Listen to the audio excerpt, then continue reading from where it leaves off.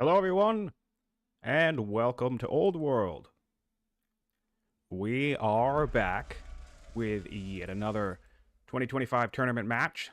This is part 3 of Hazard Brings Axe versus Anarkos, a elimination match. So both players are fighting for survival here in the lower bracket. I caught the first half of this game and had to miss the second session. But it looks like we are here on turn 67. And I see some onagers and some elephants in Carthage. Looks like we're getting set up for some conflict. Lots of spears, lots of archers in Rome here. Another classic matchup between Rome and Carthage. We've been seeing a lot of Carthage versus Rome, a lot of Carthage versus Assyria lately. Carthage versus champions. Pretty common pairing, I suppose. We have a very nice conga line of tribal units here in the center of the map. A wonderful, lovely little band of tribal units. Oh, and we have some fighting up in the north. Spears are taking to these forts. Interesting. Some conflict in the north here. Rome's trying to take the fight into this mountain plateau here. Let's see if he can manage to get a kill with the orders he has remaining. Not looking too hot. He could come around for a flank if he wants. I think that might be the smart thing to do. He would actually be able to get a kill if he came around for a flank with this spear and forced marched it.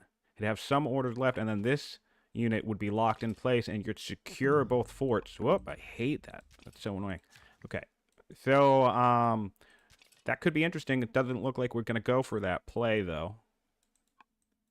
Let's take a look at the power score. I haven't appraised myself of that yet. Actually, Rome is stronger. Rome, not stronger, but Rome is just, they're both similar, but Rome is slightly higher than Hazard. And that's actually good news for Rome, because if we dip over to Carthage here, we see lots of tribal units out here, so, and some more. Let's see if I can get I'm going to assume that Carthage hasn't lost too many Merc units. So, yeah, he's hired 14. So I'm going to suggest that maybe he has about 10 or 12 lying around. I'm not going to bother tallying them all up. But, yeah, so there's approximately 10 tribal units on the map for Carthage, which is not good news for them if they're currently similar in power. I would say that technically makes them slightly weaker. Carthage bringing on biremes, trying to secure a path along the coast here. And yeah, we just have tons and tons of spears. So any hope to do some serious damage with your elephants here is just not, very likely not going to happen. This is an African elephant. Interesting. Not a unique elephant. Wait, that is the unique elephant, right? Yeah, it is the unique elephant. Never realized that the route symbol was basically like a road. I don't like that icon. Makes it hard to miss here. All right, yeah, so we're going to be settled in for a little bit of conflict, I suspect. Some pressure from the Roman side of the map. Hazard, Rome is at truce with Gauls. I want to take a look at Hazard. Hazard's still at peace with the Gauls. So nobody really, I mean, Rome can take these sites, and I suspect he should. No real reason. If you can get a city here and get some onagers up in this hill, it's going to be really, really dicey for Carthage to deal with. But let's take a look at what Carthage has. We have machinery. We can get hydraulics, but we're getting composite bow. That's not too bad. We have a bunch of slingers lying around, or at least a handful of slingers lying around. More on the way. Onager on the way. Another, yeah, 2 more slingers on the way and an onager. We have a couple onagers out right now. I see approximately 3. So yeah, we have machinery. We have 5 out of 7 laws. So we do have those elephants out and about. Where's our culture? We can do elephants here. We can do elephants here. We can do elephants there. We can do elephants quite. Well, actually no, because how many elephants are on the map? I think we imported in the capital, and we have elephants out here. we have 2 locations that can do elephants. And then that's pretty much it. All right, so we backed off this unit. Hazard backs off this unit and moves a different one forward. I really think that's a misplay here because literally if this spear comes up, if just 2 spears come up here, you do come up one, do a kill, and then you just put 1 unit in. I mean, all these units are going to be dead. Not that big a deal, but it's certainly going to drop your power. And I think Rome's not going to want to be made aware of the fact that they're technically stronger than you. These roads are interesting. I like it. I like it. Lots of good solid roading. I remember that from the first half. Really, really nice highway building from Hazard here. That's going to be useful when your front line is so far away from your core. Of course, he does have a really nice, decent military city here. Certainly could get improved. He's bringing on composite, so there will be rangers soon, but ranges soon. So that'll help speed this up, but maybe taking some time, putting an officer or 2 in the city, get yourself above training, closer to 30. That'll be useful. I like to try and target 30 training. Anywhere from 25 to 40 is a comfortable stopping point for trading and training investment for me anyway.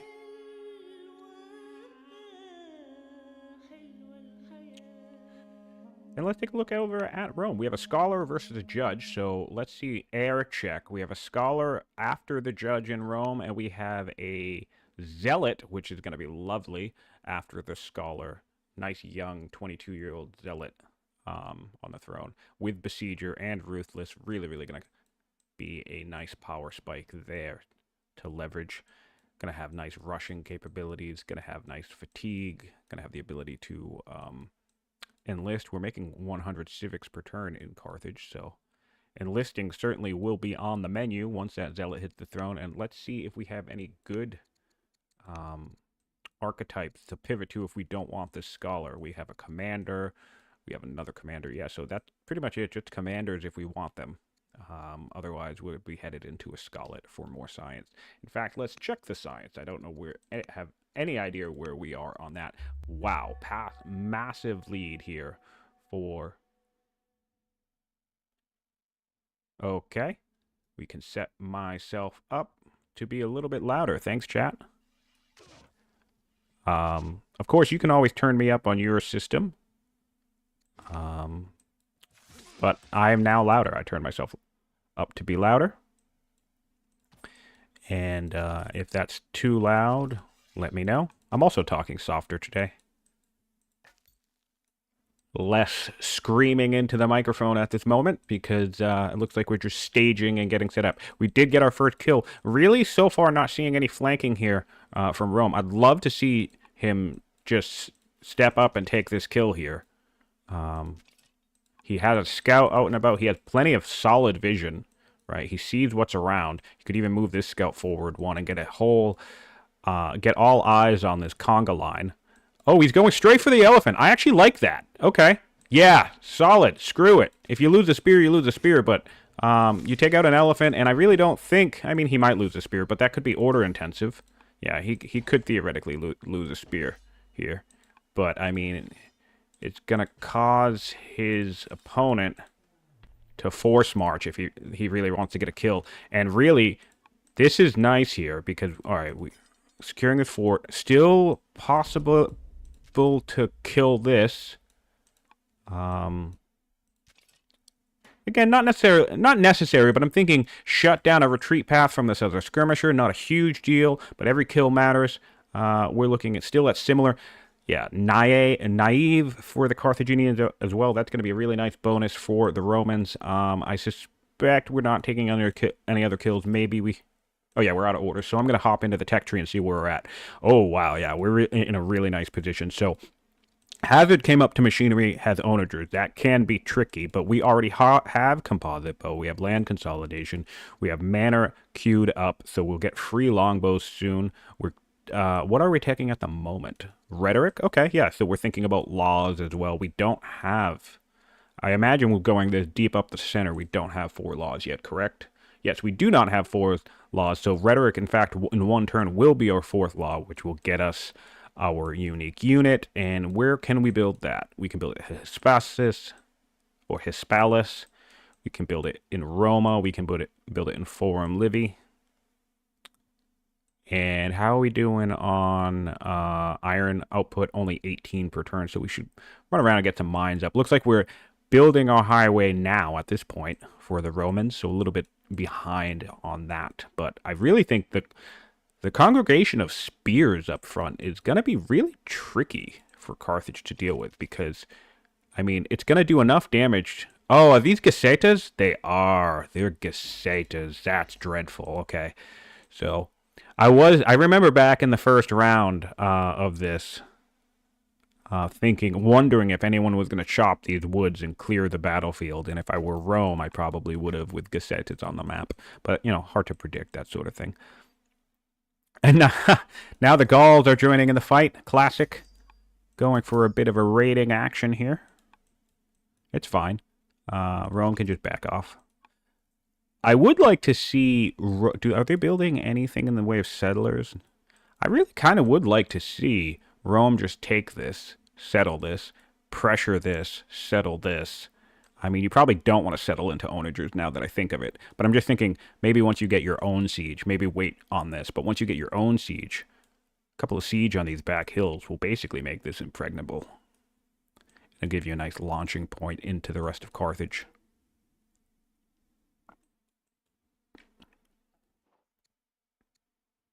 Yeah, so anyway, back to that science graph specifically. We now currently have a 40-point, nearly 50-point science lead, almost double on the Carthaginians.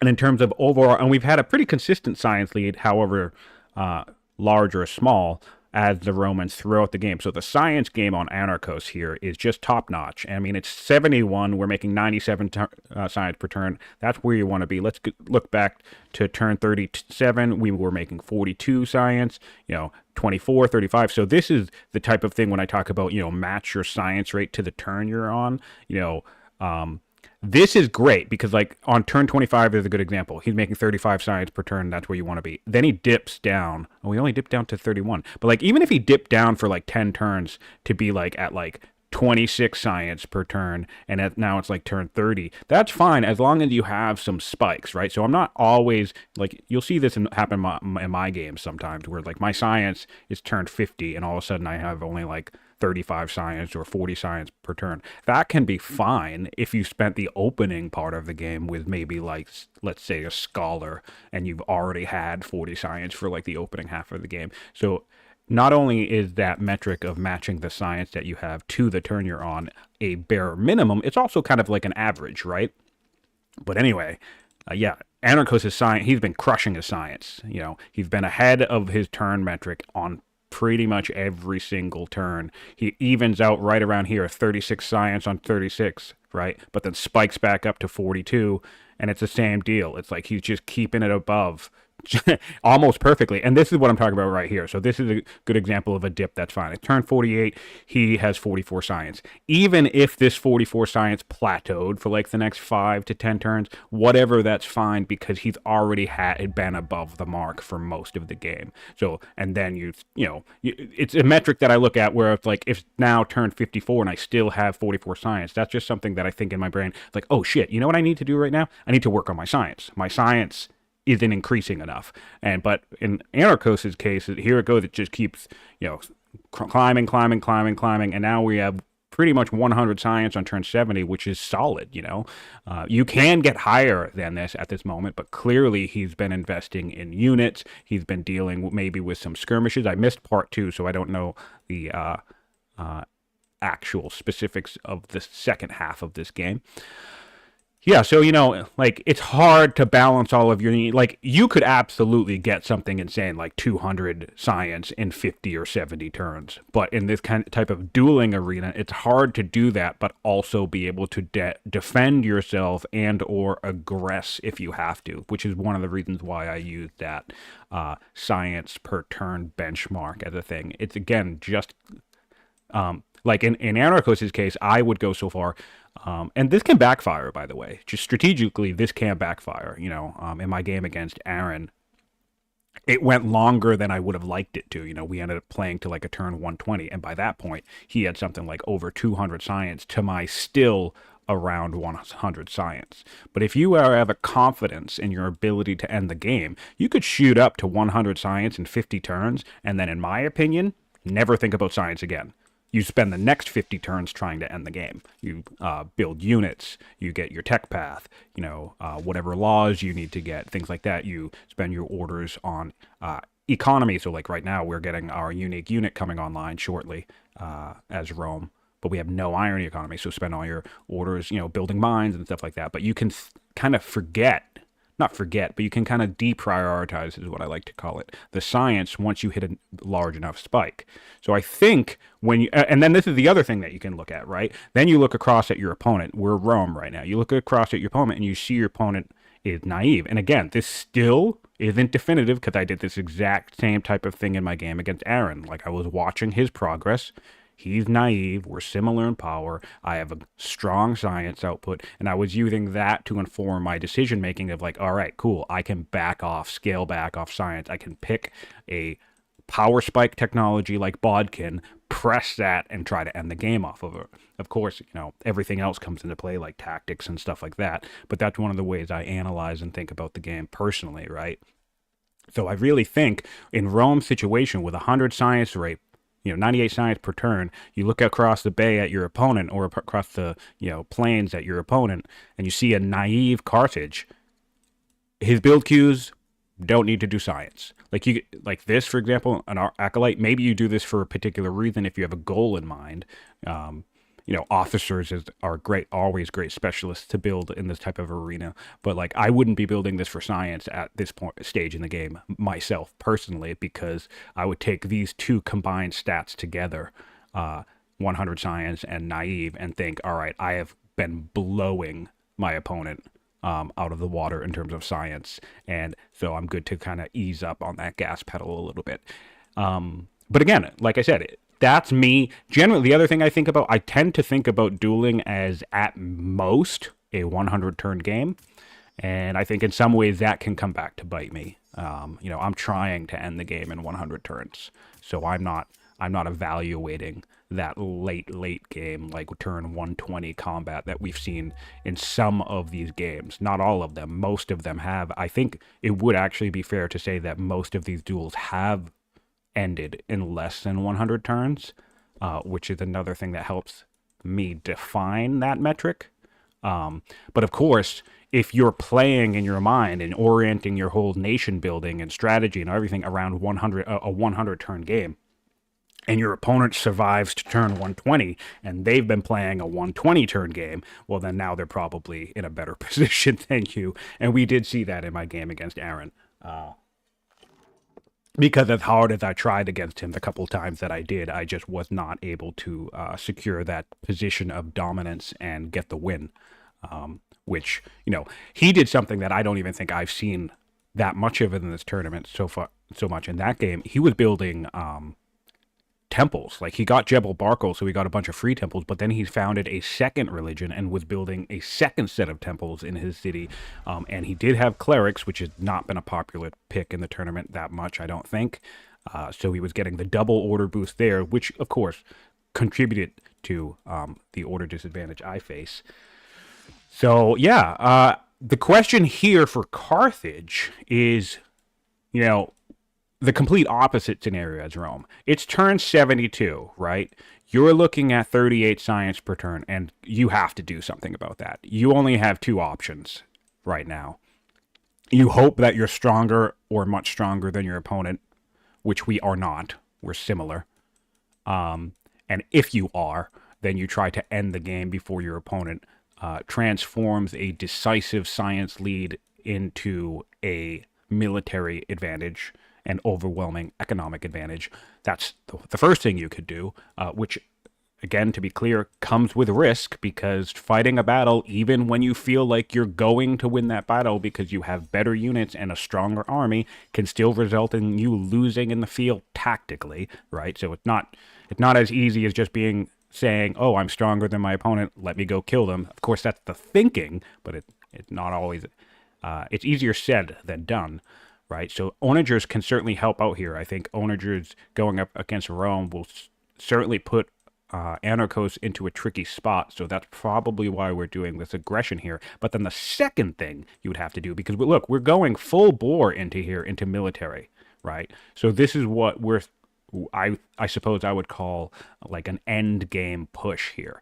All of my empire is building the units that I want to send into my opponent to try and kill him, crush him, or at the very least posture, right, to end the game. Because sometimes opponents can surrender when there's plenty of game left. We've seen that in the tournament as well. Some interesting surrenders where we've had players concede positions that still looked like they could have been in anybody's game. So ultimately, you don't really actually need to beat the other nation. You just need to beat the player, if that makes sense. But yeah, so the other thing that you would do in this situation, though, is you have to work on your science. Like, build more units, have your front line building onagers or elephant or whatever, yeah, but like you need to go full into scientific advancement here. You need to solve this problem.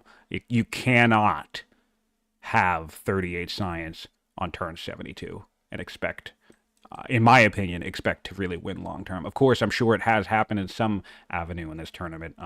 Science doesn't necessarily lead to wins. It is army and power and tactics and stuff like that. But I just think, strategically speaking, that's a very risky place to be in, especially because we've never really had a big science advantage at any point in the game. It's not like we were up a lot in relation to, the actual pace of the game. We've been dead even the entire time and then had a massive drop around turn 56.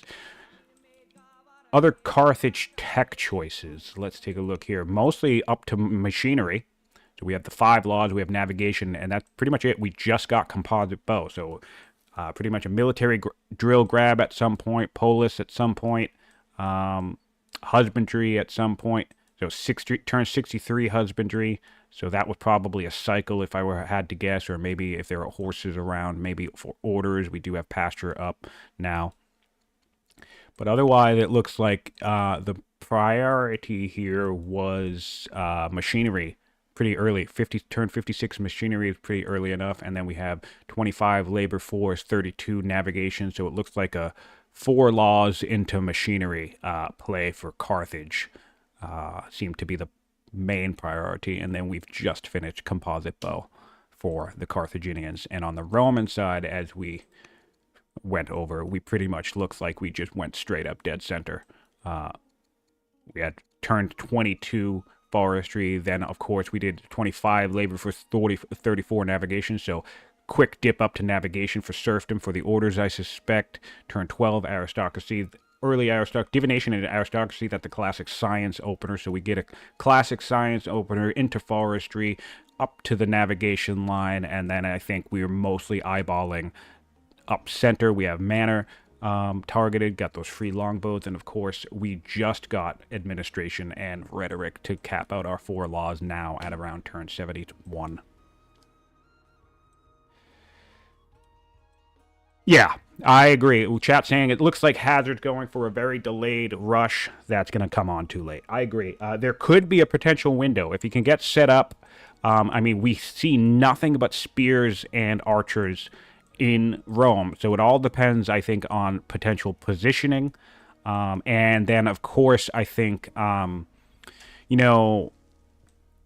much Anarkos has the stomach for a real fight. I think getting a bunch of onagers outside your city firing into you or forcing you to kind of like slowly creep away and retreat, which we've seen as a necessary response to some onager setup. There's no horses in Rome. There's 1 elephant now. So he doesn't have anything really that's going to dislodge siege too easily. Of course, his spears are only going to do 4 damage. There is fighting in the north. So yeah, I think it could come down to positioning and then just Anarkos' morale.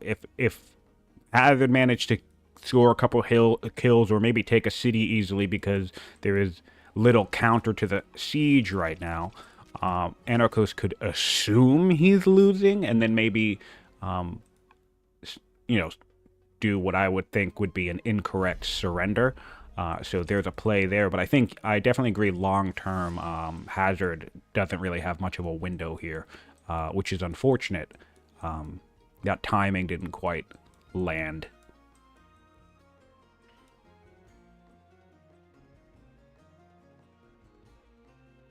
If Anarkos' king dies. Yeah, well, let's take a look at that. We would lose...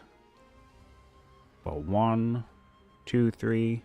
We'd only lose about 3 orders per turn. Well, no, and then we'd lose... Yeah, no, we'd only lose about 3 or 4 orders per turn. Because we'd get the decay on the Invincible. We got Invincible on this one, which is really nice to open the game with. What was you? With the Tactician? That's great. Invincible is one of the easiest tracks to go up in the Cognomen line. It basically just requires killing a bunch of shit with your general, which is very easy to do in the first part of the game, and that's one of the things that I think actually makes an archetype like heroes, for example, pretty useful. Often overlooked that the training generation, and then of course the cognomen legitimacy generation of a hero, for example, is so quick that it ultimately translates to quick early order economy, which is nice. A nice gain, even though you trade off on science. But we did this with a tactician here, still decent clear, and a 7 wisdom tactician, so we didn't have to trade any science there, which is nice to see. We also finished 2 ambitions and 2 legacies, and a good amount of our events are positive, legit. We took some kills up here. We took out an onager, I believe. No, just the warrior. We didn't take out this onager. Nice to see Hazard building some forts in response to this aggression. Rome posturing themselves, pushing Carthage back through the northern pass. I'll be curious if Hazard keeps aggressing down this way. He does have a shield wall of Gacetas in these woods, which will basically be pretty difficult for Rome to pass. What you want to do in this situation, though, is spread them out. Because zone of control, the way it works, right, is... let me grab a spear unit, right? So... If you can step into a red tile, right? You can step into these red tiles, right? So even if I had enough fatigue, I could actually step onto this tile. But how zone of control works is that you can't step through a red tile. So, for example, these 2 units being far enough apart, even if I deleted this unit, there was no unit back here, no infantry unit back here. This spear would not be able to pass through this gap because this unit will extend zone of control to these 2 tiles.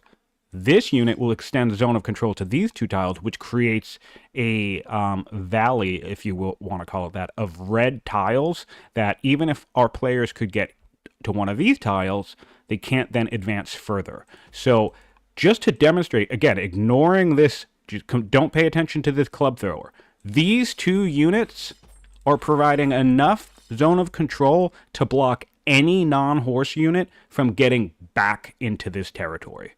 So gaps in your formation, of course it does leave you open, just to be clear, it does leave you very exposed. You know, it would be very easy to kill this unit. So I'm not saying this is better than, you know, a straight line formation. There's pros and cons to both. But I'm just mentioning, if you're thinking about strictly in terms of denying movement and zone of control, you don't need to be tight to deny that movement. And so I was thinking up here with the Gacetas, you could actually spread these guys out a little bit using these woods.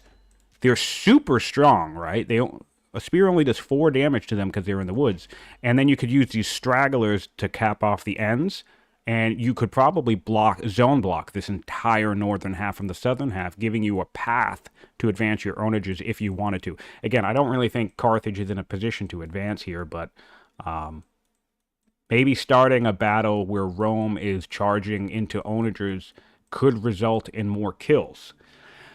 But Rome is in a strong position. Yeah, Hazard going Ballista, I think, would have been the better play. If we look at his tech tree, he actually had hydraulics while teching composite bow, and I think hydraulics would have been the better play because there's no mounted units in Rome at all, except for maybe like this random elephant.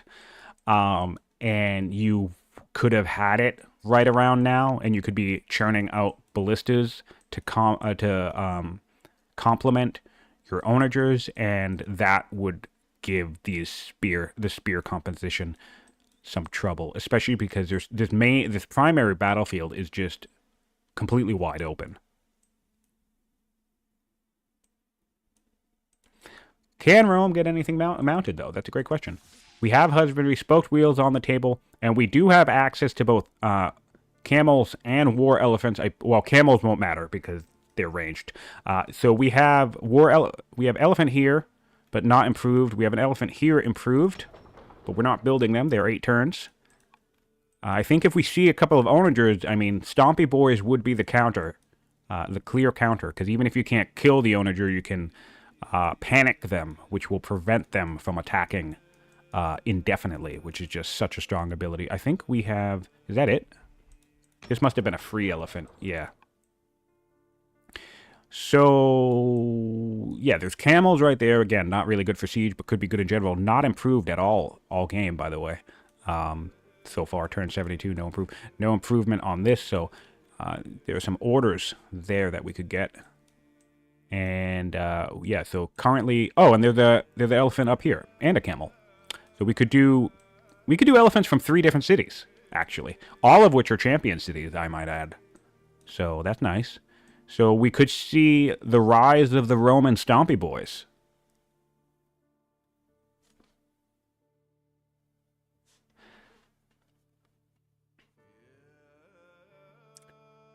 Yeah, spoked wheel's such an interesting tech. I think it's undervalued.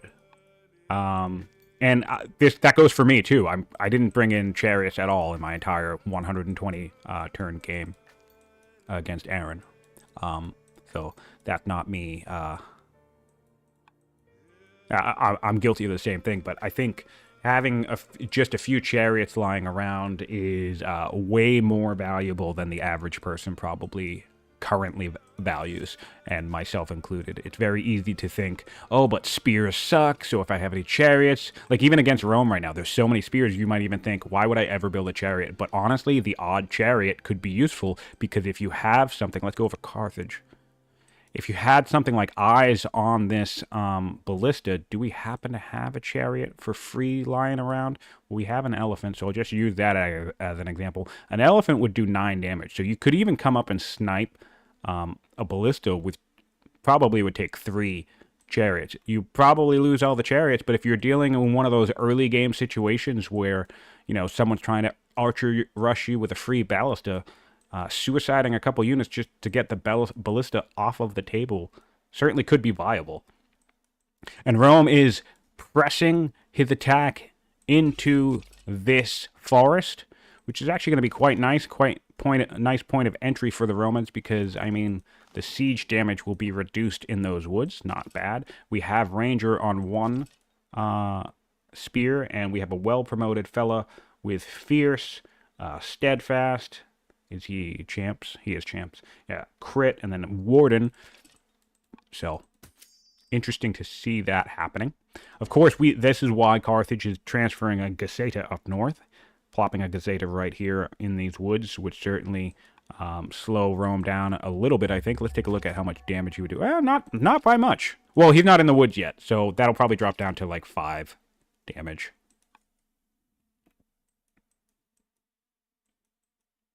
Yes, we do have... we also have land consolidation, so I wonder if the free horse is in the deck. It's not for the Romans. And I don't see... It looks like we didn't grab it. We just have the elephant.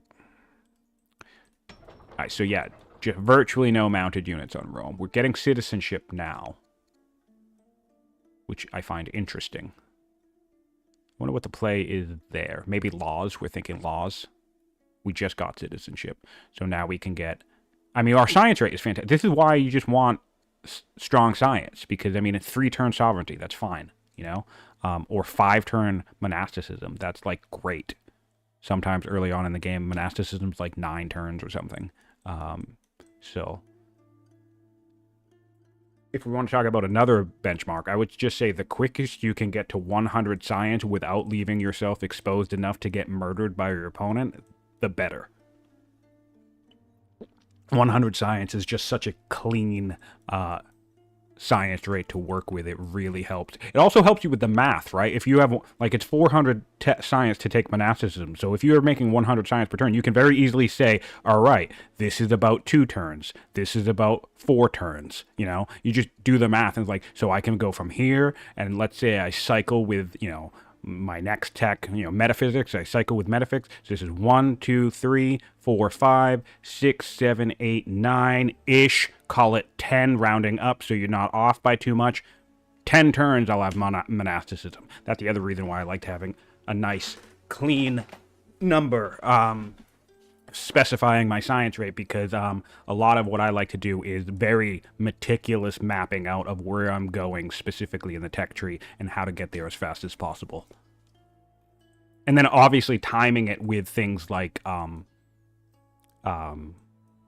how many turns it takes, because that, something like 7 laws, right? That can inform, you can look at that. You can look at, okay, I'll be at 7 laws in approximately 20 turns, and then you can dip into Cartena and say, oh shit, I'm 31 turns away from strong culture.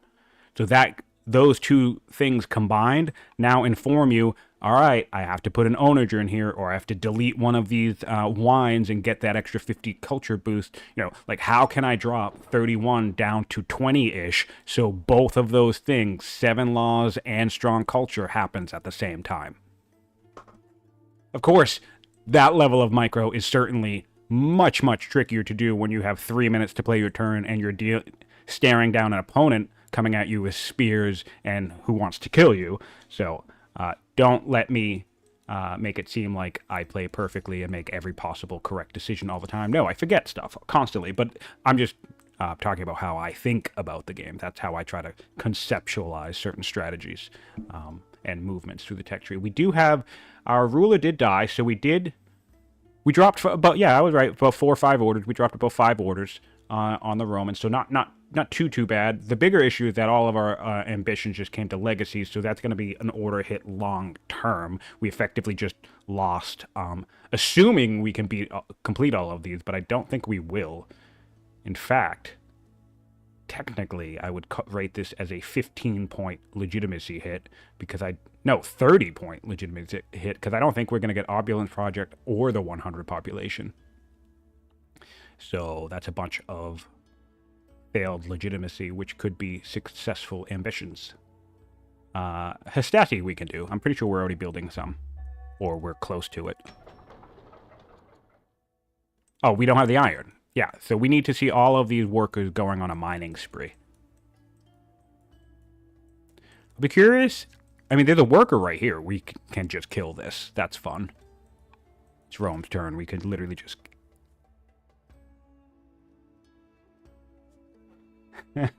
I choose to be surprised by when I can use my unique unit. Maybe that's why I lose so much. Yeah, there's a lot of things.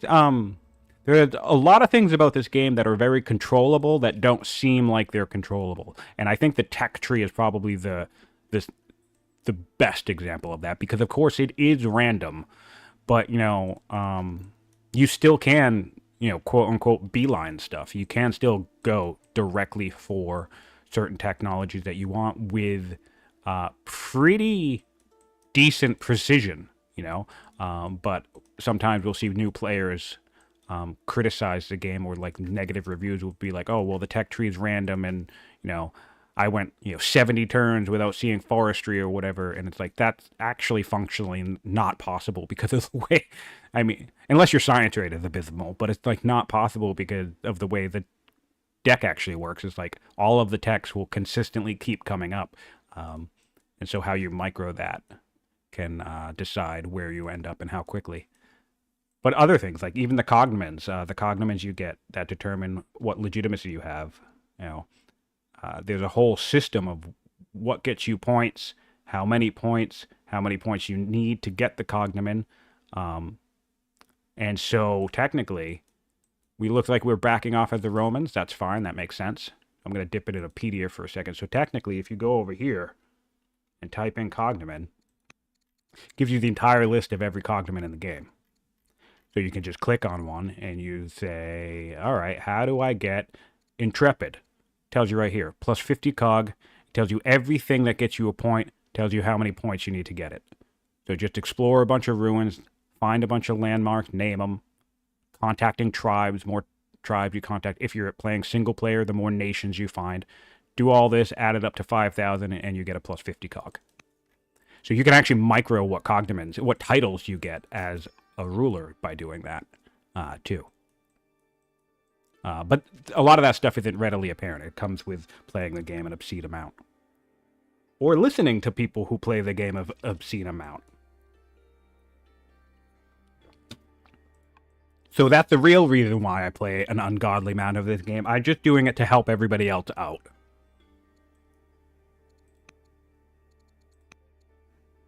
Political situation in Rome is relatively stable. Really strong family paganism opinion here. It's surprising that despite that large pagan boost, we have a massive deficit. I think the issue from that is going to come from the number of champion cities we have. We have 3 champion cities right here, all with, look at this. This is a negative 120 opinion from this 6 discontent in this one city. So that's another, basically these 3 cities are negative 240 opinion, and I'm pretty sure, yeah, we have the capital. That's, yeah, so discontent is 340, right? Or 360? It's 360 from discontent, yeah. That sucks. Still manageable. But it's going to become trickier because we're running out of religious opinion to bank in here. Can we influence? We could influence, but she's going to die soon, so you don't want to influence her just yet.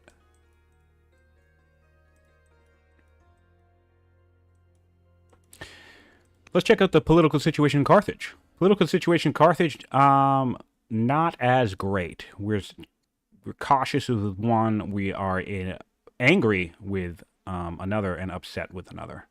Of course, Roman had a couple of upset families too, but now we're in rebel stages for these riders, and the riders are not who we want to have negative opinion with because... well, actually, you know what? I was going to say that most of our units are riders, but it doesn't necessarily look like that's the case. It's pretty half and half from what I can tell at a glance. Maybe just barely, but yeah, pretty half and half. So, but still, you don't want that combat penalty at the negative 10 combat bonus, which really adds up in the game. We're getting steel now. What were our options on this turn? Metaphysics, phalanx. Yeah, steel works. Steel's 100% the correct play here because you've been staring at a sea of spears forever. So you're definitely going to need steel. Maybe even up into macemen would be useful to try and deal with the archers, the spears, and then the hestastus as they come online. I'm pretty sure macemen and hestastus run even. I always forget if macemen is 25% or 50. Let's find out. 25. Yeah, so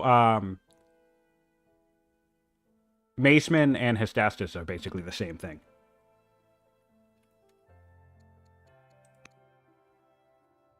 Yeah. It's just hestastus. Macemen are all infantry, and hestastus are melee only. And then, of course, the testudo advantage. Yeah, so macemen would make you would be a nice grab actually for Carthage. Interestingly enough, ballista is probably the better play, but macemen wouldn't be bad. We haven't seen a lot of macemen in the tournament yet. The very first game had a handful of them. I think was a solid macemen push, but I don't think we've seen too many since. Also, thanks to the people joining us live. Nice to have you here on a lovely midday Old World tournament stream.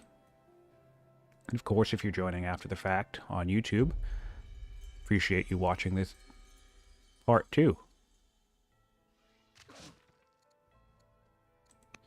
Been a real treat and a real pleasure to bring all the tournament content to YouTube.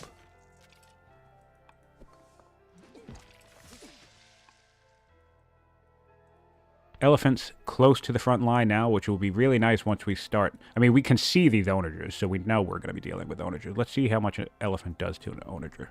Yeah, wow. 13 damage, and it gets rid of unlimber. Poof.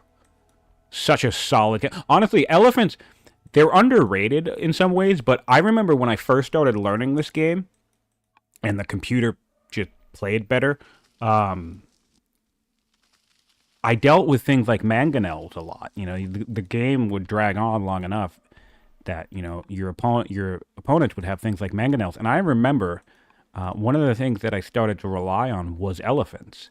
I got to a point where it's like I would bring in elephants even in the part of the game where there are pikemen and mangonels and swordsmen, and I would literally just use them strategically to dislodge. Like I'd force march them up into a position, knock an onager out of unlimber, and I don't care if a pikeman comes and one-shots my elephant because I just need to not have my opponent have a shitload of siege that can fire on me on the next turn. So like I used them basically as tactical suicide units, and they're very useful in that regard. If your opponent is super entrenched in siege or even in forts, because hitting him... By the way, this onager is in a fort, I think. Or did he stop building the fort? Well, it looks like he stopped building the fort. That's weird. But even if it were in a fort, you can knock it out of the fort as well. So they're good to deal with siege, and they're good to deal with forts. Yeah, the Hestastus will be better against any elephants than maces, which is quite nice. That's a nice counter there. Specifically against Carthage. You know, Carthage's unique unit is an elephant, a melee unit. So, more raids finding their way towards Rome now. But, you know, Rome's gonna have no issue dealing with them. Nice to see this defensive chopping here. I don't think I would be doing this, because really what you're just doing is you're opening... This Gazzetta is a very valuable unit. It's a 6-strength unit. Look at this. This well-promoted spear only does 5 damage to it. Don't we have a forest? Or this? I'll put the ranger spear. This ranger spear with steadfast, okay? So this is a plus 50% combat strength if I put it on this tile. Still only does 5 damage to a Gazzetta, okay? So, don't count these units out if you're Carthage or you're an orator and you're hired a couple of Gauls early on. The melee Gauls, if there's the right terrain, can be brutal. So I actually don't like this positioning because he's leaving it such a valuable unit that can fight in these woods, out exposed all by himself. And Rome could choose to come up and just take it out. And I think that's only one of 2 Gazzettas, and both of them are still pretty decently strong at this point. I'd be curious if a Hestastus shows up, how much damage that would do. But an axe only does 4 damage, although that's a landowner's axe. Do we have a different axe? Well, let's take a look at this elephant. Elephant would do 4 damage, you know? So, I mean, is this a champion's axe? No, that's a statesman axe. Ballista would only do 9 damage in the woods compared to completely one-shotting pretty much everything else, right? So we're looking at almost half damage from the Ballista compared to, this is a 4-strength Marauder. Just straight up one-shotting some units. Does 11 damage to an archer. Yeah, so anyway, Gazzettas are pretty good. And I worry that Hazard is kind of tossing this away. Anarkos has showed no issue, although he can't see it. So that's nice. That's nice, because Anarkos has had no problem with trying to uproot nearby aggressively postured units.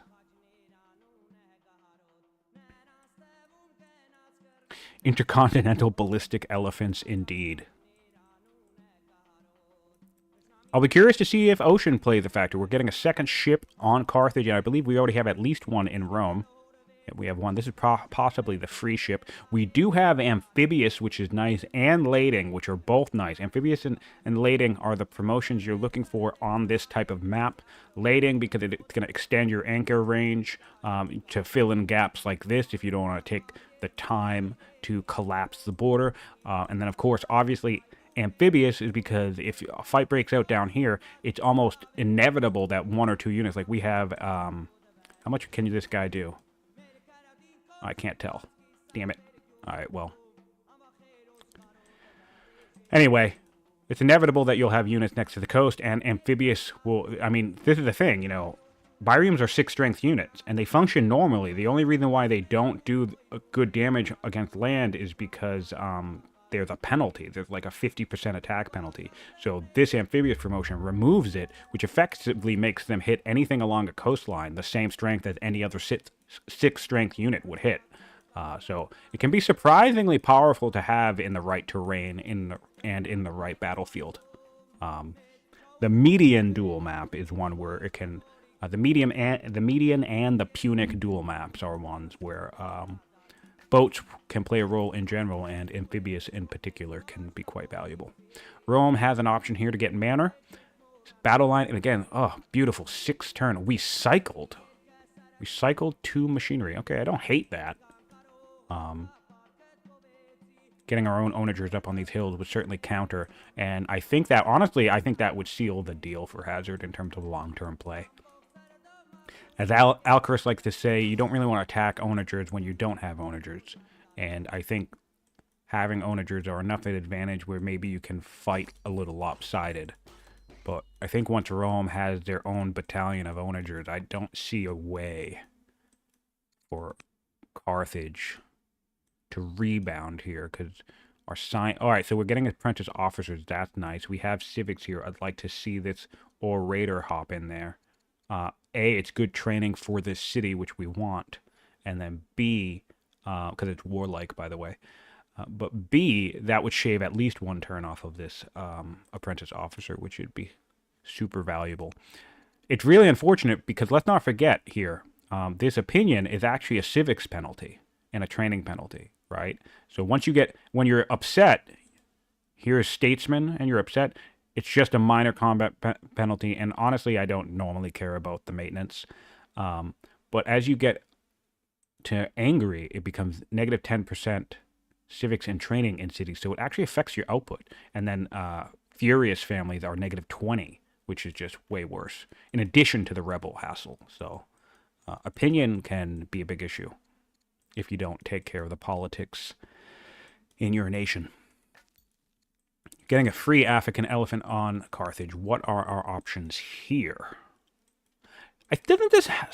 This map has good groves. I really would just say screw the free elephant here. Although I guess it gets him an ambition. But he could just build another one, right?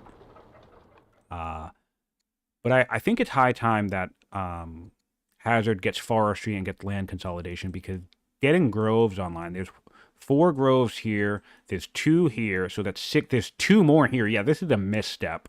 This is a glaring misread of the map here. Let's go back over to Rome. And well, obviously we know he went landowners. In fact, we have gardeners in some of these cities already, several gardeners. So let's take a look at the timing of land consolidation. That's turn 53. So not super fast, but certainly not a delay there. That definitely 53, because I think the fastest you could get land consolidation if you went straight for it is something like turn 35. You know, maybe turn 40 depending on who you are. But somewhere in between 35 and 40-ish, right? If you just go straight for it. But turn 53 is telling me that, okay, maybe he didn't beeline directly for the technology, but he certainly didn't ignore it. Now we're on turn 76, and Carthage doesn't even have forestry. So that is, in my mind, a misread of the map, because tons of Roman science is going to be coming from these groves. All of these groves are online. These groves are online.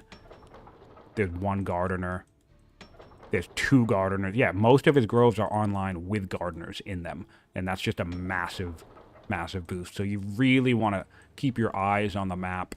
And I would say if you count at least 6, not even at least, if you count, I think if you count about 5 or 6 groves, you want to start thinking about land consolidation. Maybe not as a beeline, but just don't forget about it. And there's more than 5 or 6 groves on this map. There's like 8 or 10 on each side of the map. So certainly if you see more than 6 groves, then you're talking like beeline territory. Because that one play can help you define the entire science rate of your game.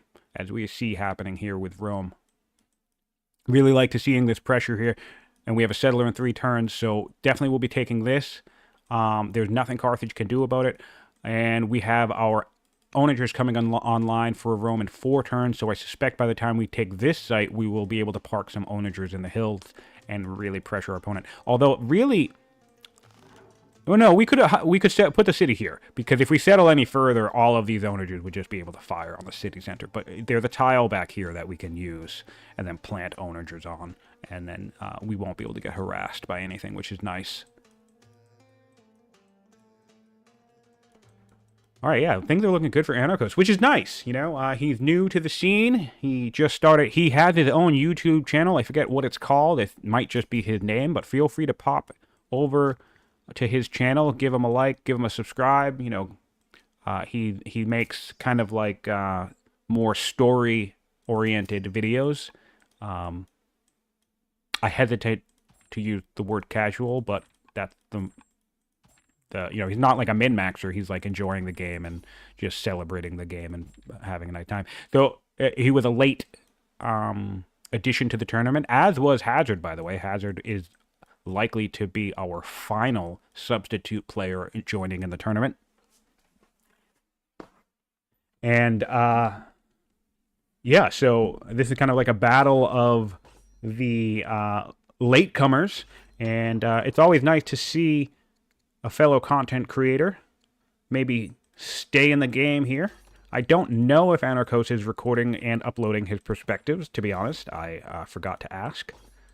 But it's just, still, it's nice to see him getting out of his comfort zone, or in all of these players. Like, so many players who joined the tournament had never played multiplayer matches before. I think, honestly, about half of the people who are in this tournament are new to the multiplayer scene.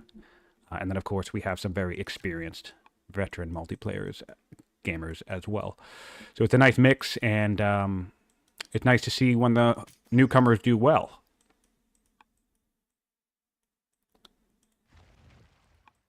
Right, chopping sprees. This is another reason where we have a deficit here. And don't get me wrong, I am not opposed to the chopping spree. I love burning down your forest, but we have peace with the Gauls. We have some forests here, right, along rivers. The forest here. And we could kill these guys, take this city site. We could have forestry in something like, what is it? 10? That's not 10 turns, is it? That's 8 turns? Ugh, that sucks. 6 turns, 8 turns? I don't know, math. Anyway, and then we could start building lumber mills to deal with this deficit. And then, of course, you can keep chopping along the way. I do both, you know. I chop a lot to get my stockpile high and kind of like recoup the cost of these early decisions we have to make. Pretty sure onagers upkeep is it stone or wood? No, it's stone. Okay. What? Getting us wood. Did we upgrade a bunch of archers? We did. We upgraded a bunch of archers. You can always save on this too. If you keep your stockpile of wood high, you can always choose to only upgrade when you see the attack actually coming. That way, it doesn't put you in a situation where now you're just eating away at your lumber for no reason. So I'm a very strong proponent of the mass upgrade. Sometimes you will see me build like nothing but slingers or nothing but warriors, and you're wondering why. Why is he building only trash? Well, the reason is because I'm sitting on 1,000 wood, and I'm planning to upgrade all of those slingers to longbows or archers, and I don't need them to be archers while I'm waiting on longbows, right? I just need them to exist so I can upgrade them later. And we tend to call that a mass upgrade.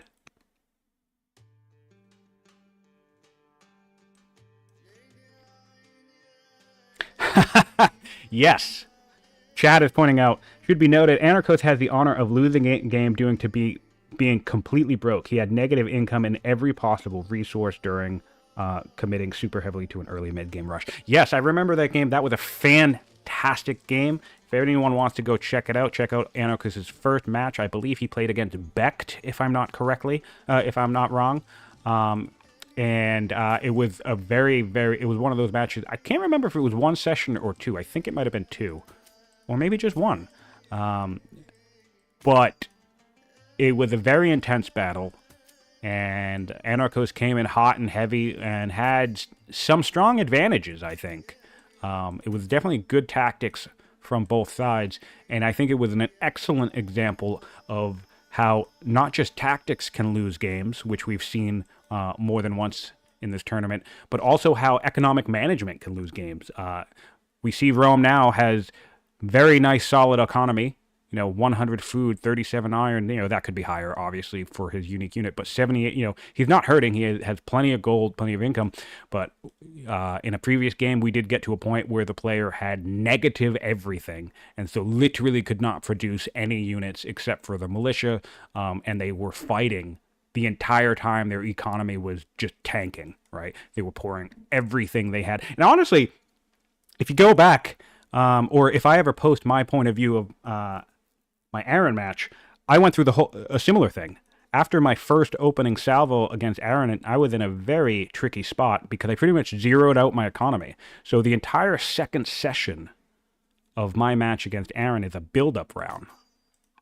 There's very little conflict between the two players, and the reason that happened on my side was because I literally just needed to spend, 2 hours, 20 turns, bringing my economy back online. And I think I will post. Hopefully I can get around to posting that, because I think it's actually a good demonstration of. I was very pleased with that session, despite losing the game itself, because I think I rebounded from a failed assault very nicely and very quickly.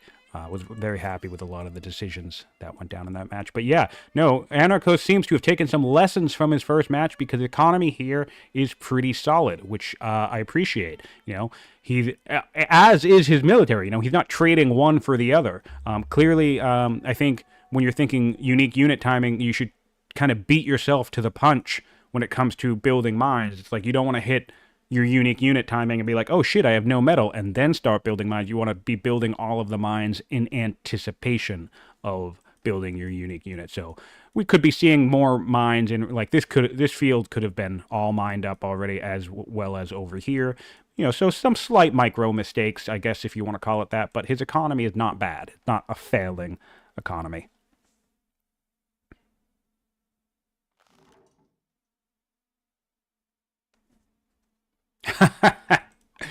An event responding to mass upgrades. I mean, yeah. I definitely have some interesting thoughts about the way upgrading works in this game. Well, I mean, I guess they're not interesting. I don't know how I feel about them, because they seem immensely strong. It does feel a little weird that a slinger can go all the way to a longbow. Because training requirement-wise, it just seems more efficient. Like right now, it's 5 turns to build an archer, 4 turns to build an warrior. And if this were to go up to 20 training, right, it would be 4 turns to build an archer, 3 turns to build a warrior. And then if it was 30 training, right, which is usually my target, so you're probably going to see a pattern here, it would then just be 2 turns to build a warrior, but still 3 turns to build an archer. So if I get to 30 training, my question is, why don't I just build warriors and archers indefinitely until I can power spike them? Which is not always doable in a duel, to be clear, because you clearly don't want to be in a position where someone's attacking you with Hestastus, for example, and all you have is warriors and slingers, just to be very, very clear about that. But you'll see that if you watch when I'm gearing up for a Bodkin in my game against Aaron, you'll see that I think I put every single city onto building slingers. And the entire intent was that to mass upgrade them all to Bodkins. And it's worked like that forever, and I think that's fine, but in some ways it also kind of seems cheesy, because it seems like you are just orienting your whole economy around building slingers when you're not actually gunning for slingers, you're gunning for longbows. It feels like a weird micro of the whole ecosystem of the way the game works. Again, not necessarily suggesting it needs to be changed. I just find it interesting that you can delay upgrades so deep into the tree. A great example is another reason why I never really grab spear too quickly is because you get rid of warriors if you have both phalanx and steel. So usually if I grab one, I try to avoid, if I can, obviously in a duel you can't, I try to avoid grabbing both, because that will give me the opportunity to build spears a whole bunch, and then once I have a bunch of strong science and maybe already have mana, that's when I grab battle line and then jump up to cohorts or infantry square. Because then I have 30 warriors that I built that can all get upgraded into things like pikes and swordsmen. So yeah, basically, the takeaway of that is the fact that you can leapfrog from slingers to crossbows or slingers to longbows or warriors to pikes and swordsmen 100% influences how I navigate the tech tree. And I don't know if that was ever the design intent of that. Again, I'm not necessarily keen on it being changed. I don't care, but it seems like an interesting way that the game actually functions. I think Fluffy is saying, I believe keeping all of your slingers for a mass longbow upgrade is what is known as greed. Yes. Right, and that's why also in the case here with the archers, right? Clearly, if you have composite bow, upgrade them to archers if you're under attack, right? Anarkos is not in a position where he's able to attack, so I actually think it's a misplay to upgrade all of these to archers now. Because he has decent enough, let's walk over here again. He has decent enough vision, right? He's gonna know, he has own siege position. He's gonna know when he's getting aggressed on, right? So I actually think he's burning now. He's burning 21. Look, all of this stuff. Archer, archer, archer, archer, archer. He doesn't need these, right? So he's actually draining his wood coffers because he's upgraded these early. Now, to be clear, you have to be careful about two things if you're gonna hang on to your slingers. You need to make sure that your wood stockpile stays high enough. You don't go greedy running on mines and, run on 0 wood. That way, when the Romans show up, you don't have the wood. And then, of course, you need to be careful with your training. Keep a high stockpile of training. So if you see Romans coming across this Nisaean plain, all of a sudden you can go boop, boop, boop, boop, and you have 6 archers. Otherwise, unless you're going on the attack, I think there's no real reason to upgrade your units into the mid-level units, because then you can also abate your opponent, right? Your opponent looks at the power score and sees that you're just weaker than them, right? But maybe you're not that weaker than them because you're sitting on 10 slingers that can instantly upgrade into archers. So it's a bit of a head game there, too. Again, I don't think that's relevant in this particular game, but that's one of the ways I think about it often. And sure, yes, to Fluffy's point, I've lost games for that reason. I've lost games because I got caught with my pants down. I had nothing but warriors and slingers, and I had no training, right? Training is always the thing that I mess up on the most when I'm doing that tactic, is I forget that I really should be floating around 2,000 training if I'm just sitting on a bunch of units I need to upgrade. And then what ends up happening is the battle breaks out, and I do have something like Hestastus coming at me, and all of a sudden, shit, all I have is warriors and slingers, and I'm screwed. So, I mean, it definitely comes with risks, 1,000%.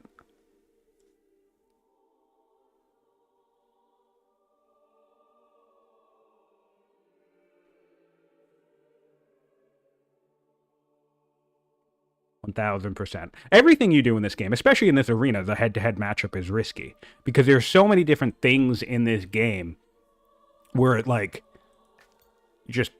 don't know an example, but if I go left and you go right, well then that one decision could cost me the game, So it's like if someone goes heavy into mounted units, but someone just decides not to build spears because they think, oh, well, no one ever really builds chariots anyway, so who cares? So if you have a surprise pick like, Babylon beelining up to spoked wheels for some weird reason, well, then all of a sudden you catch somebody who's thinking, oh, I'm just going to build axes or I'm going to build, whatever, like not spears because I don't need them because I'm facing Babylon and they don't have a mounted unique unit or whatever. And suddenly you show up with 8 chariots and they're going to go, shit, So, and a lot of that comes down to 2 things. A, intuition. 3 things. A, intuition. B, assumptions. And then the third one is honestly just luck.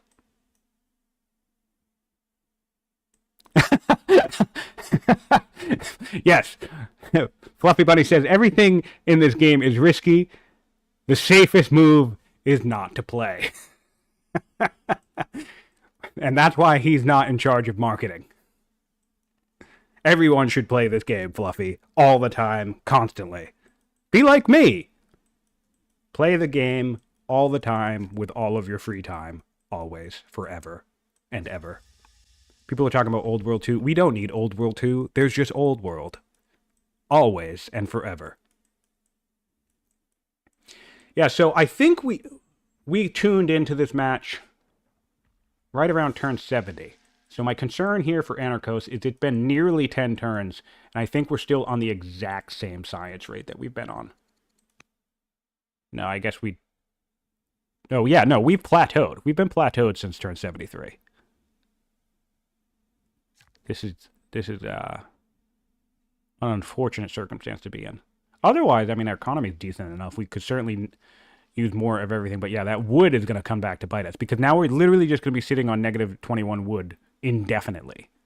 Really big. I think even ignoring the power spike dynamic, right, that I just talked about, I think knowing when to upgrade your units is actually a bit of a nuance too. I think you can certainly float these deficits through chopping while you're waiting on forestry. I'm definitely not going to go so far as to say don't have archers unless you have lumber mills. No, of course, that's fine.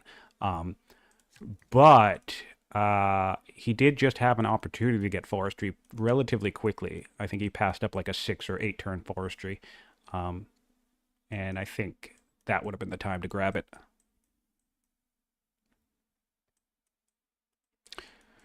One more turn on the settler. I suspect we'll force march the settler and just get settled right away. I don't want to see any more champions, though. If he frontlines another champion city, I think that's going to come back to haunt him. I'd like that to maybe be landowners. It looks like landowners probably need a leg up here in the Roman side of the map. I mean, they love us. Okay. Which blows my mind because it's a landowner's family with envy. So you're doing the exact thing that you don't want to do with landowners. That means they have the fewest cities. Oh, they're split. They're split with the Julius. Okay. Whoa, and now the Julius are super pissed off. Let's see what happened there. Oh, A2 Pravuli? The Ides of March. Love it. I love when somebody gets stabbed. That's great.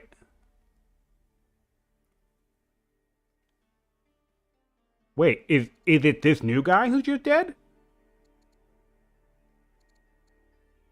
I think this guy's dead.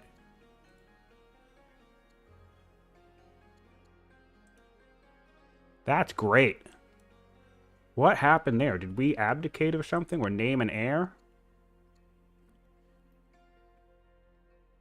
Oh, oh, dude, this is so awesome. The cause of death actually says the Ides of March.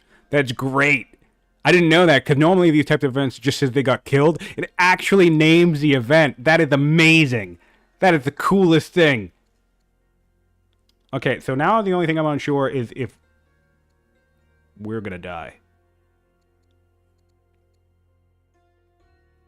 Well, I mean, hey, we still have 88 science per turn. We're fine. We have a builder on the throne. That's fine. I mean, intolerance, not the worst. I mean, not the best, but, you know, whatever. Cool. We have a 5-year-old heir, sister. Man, I love it. All right, so what the military graph looks like, we have a slight lead here for Anarkos. Well, I mean, at least a growing lead.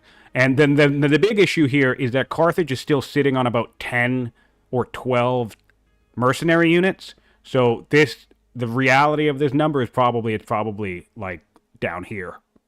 You know, that's an issue because of the whole steadfast situation. So, in fact, if we look at this power score, they are similar, but I would probably rate in reality Carthage is maybe just slightly weaker. Great news. I love it. All right, so politics in Rome is a little shaky now after that political shakeup, but I think we'll weather it just fine. We just need to influence this lady. Well, no. We already have... The champions are really upset with us. Oh, hero versus builder, so we could... Well, we can't imprison her yet, but she should die soon. She's hero versus builder and gracious versus intolerant. So that should, opinion should get washed away shortly. And down here, we're looking at, maybe we could convert her to paganism, convert this whole family to paganism. Yeah, so maybe an influence on our religious head and do some conversions. Civics is fine enough to pull that off. 7 turn it on manor, so yeah, we're fine. If we're worried about rebels, we could always dip into freedom. I think people forget about that too, because we currently are looking at a 10% rebel chance across most of the empire here, which certainly would prevent some aggressive plays. You could always drop that down to 5% by popping into freedom. Effectively cutting it in half. Well, no, exactly cutting it in half. Camel Archer coming on the scene. Watch out. They spit. And of course, they do spit because they're ranged units. That's not arrows they're shooting at you. It's camel spit.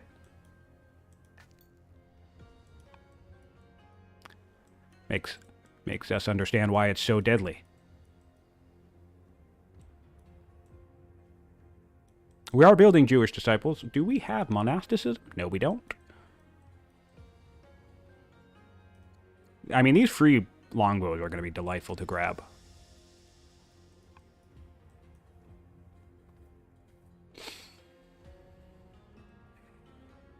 Yeah, so, I don't know.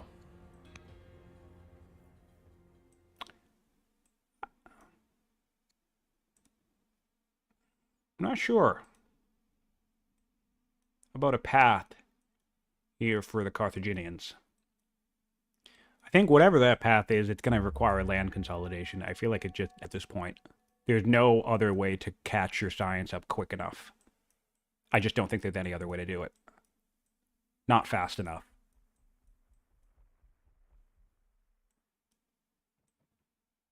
And I think if we look at the science tree, what Rome isn't Rome already? Yeah, 1,500 more science in the tree overall than Hazard. So even if you did somehow miraculously spike the science rate up, you know, by 40 or 60 in the next 5 or 10 turns, you'd still be contending with a 1,500 science lead. Not necessarily insurmountable, but you're going to need to rely on some solid tactics and, of course, your opponent making good blunders.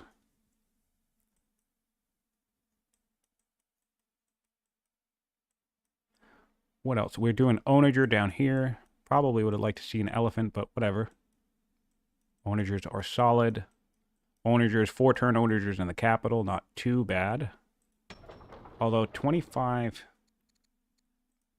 Yeah, 25 champions and 25 training in the champion seat isn't the best. The champion seat is one of the families cities you should very easily be able to get up to 40. I know that's nitpicking, but the only reason why I'm nitpicking is because 25 is what you can see on a non-champions military city pretty easily. Like, we're already at 17 out here, and we're constructing new rangers, and we don't even have officers out here, right? So, you know, your random cities should be looking at 25 to 30, but your champion city should very easily hit 40. Or 50. But, you know, whatever. 4-turn onager is fine. Still in a good position here. And I like that he's building the 9-turn onager because this is something that can often get overlooked as well. For 2 reasons. A, you can eventually rush it if you really want to. And then B, you know, you can build 2 onagers here, and in the time it takes you to build the 2 onagers here, you'll have a 3rd onager. So devoting queues to military units, even if, you know, it seems like it's going to take too long, isn't necessarily the worst idea. Of course, there could be other decisions that you want to make with that city, so I'm not saying that's a universal thing. I'm just saying don't deny a build queue from doing something just because it feels like it's going to take too long. Because, you know, in 10 turns, he'll probably be happy that he has an extra onager lying around.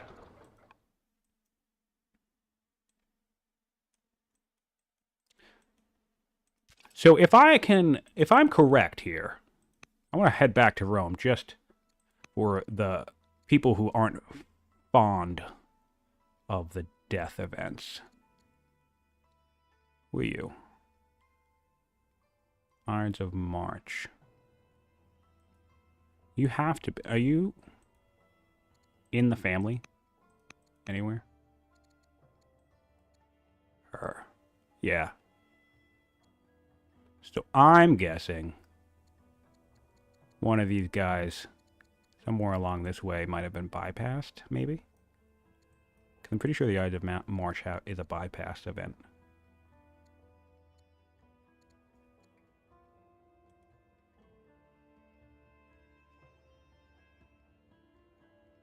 Oh, we got a visit from a schemer, though. That's always fun, so she probably did something dumb. No, maybe we didn't bypass anybody. I don't know. Either way, awesome to see. And I'm sure Anarkos will be fine. Ooh, we can get a nice civic boost here. It's always solid. And an ambition that would just be way too high for us to take, so really, really hoping Anarkos rejects this. And if he doesn't, then I have another rant I'm going to go on.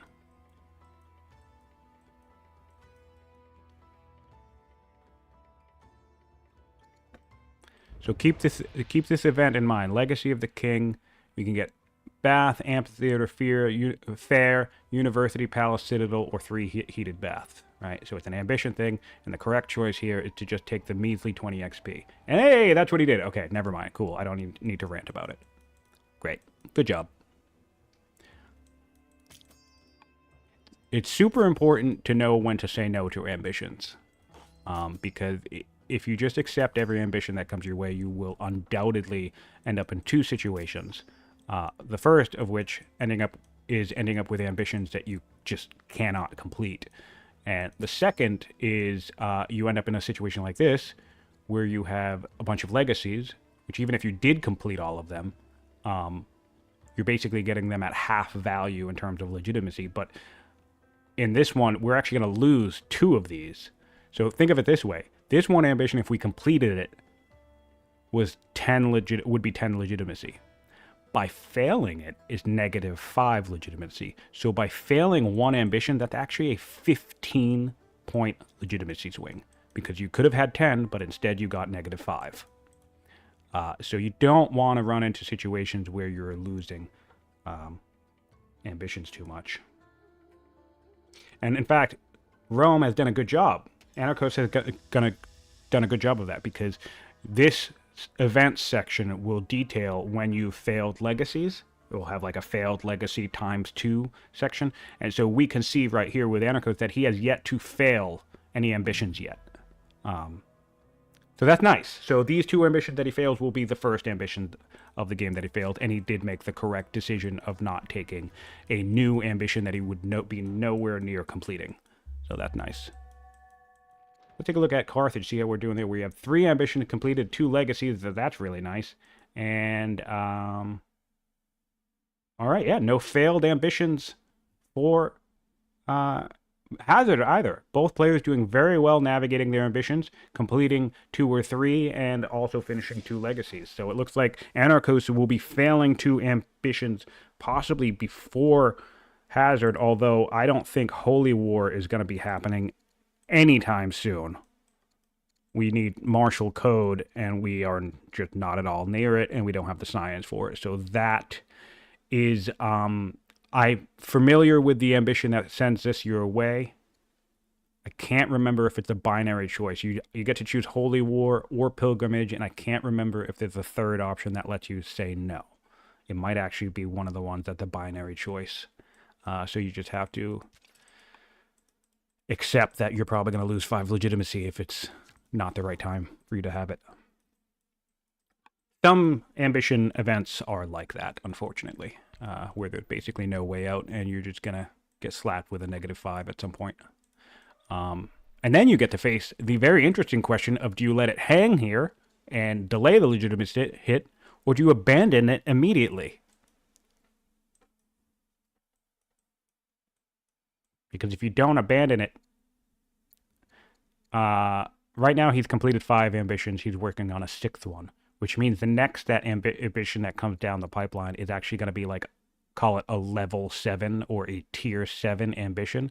So the question becomes, if anything in tier 7 isn't anything Anarkos would be able to do, and it'd be more likely to complete a tier 6 ambition, does it actually benefit him to abandon this now and take the 5 legitimacy hit early than risk piling on even more later ambitions that he can't finish? It's a very weird and tricky system that, if you're a casual player, you can 100% just completely freaking ignore, and it doesn't matter, to be honest.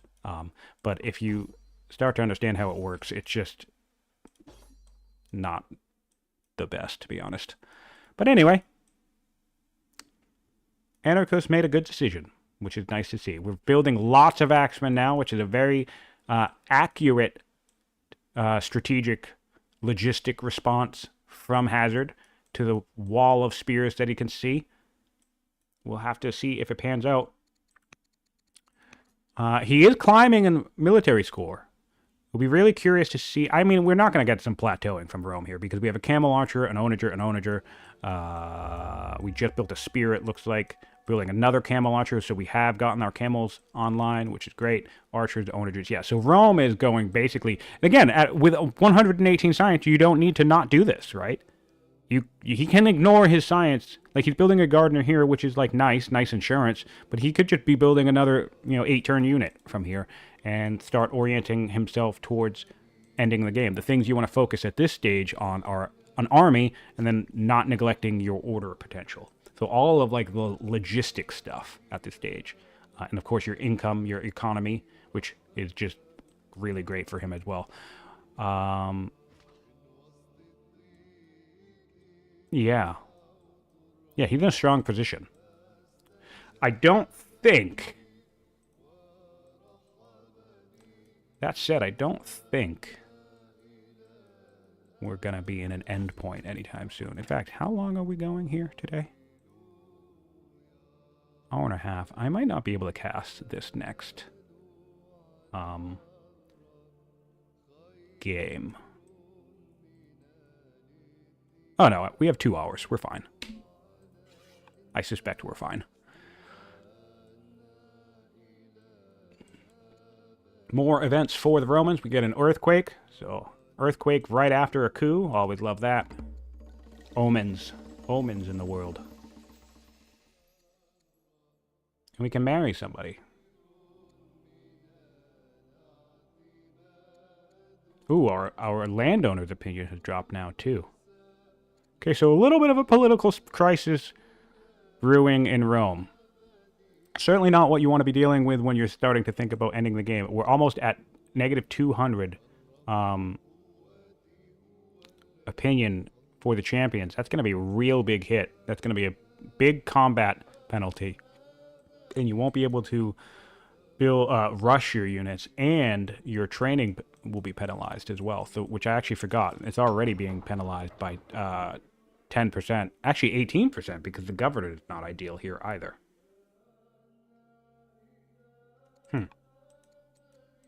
Yeah, so a little bit of housekeeping for Anarkos to do. I think he's in a strong position, but some of, some I's he needs to dot, some T's he needs to cross, maybe before he goes on a killing spree. Ooh.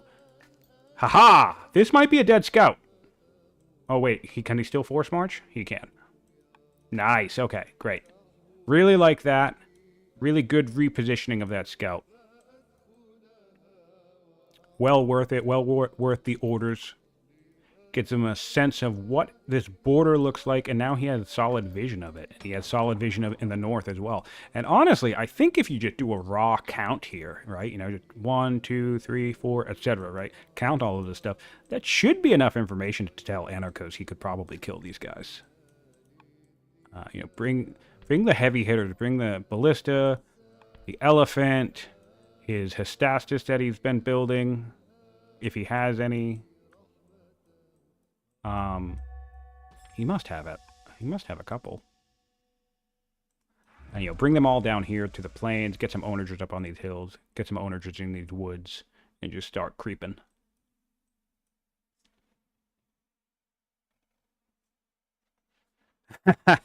Yep, doing your housekeeping with 120 science income isn't that bad. Yeah. All right, so it looks like there's some aggressive... Interestingly enough, it looks like there's a little bit more aggressive posturing from Hazard down in the south here. He's moved an onager up.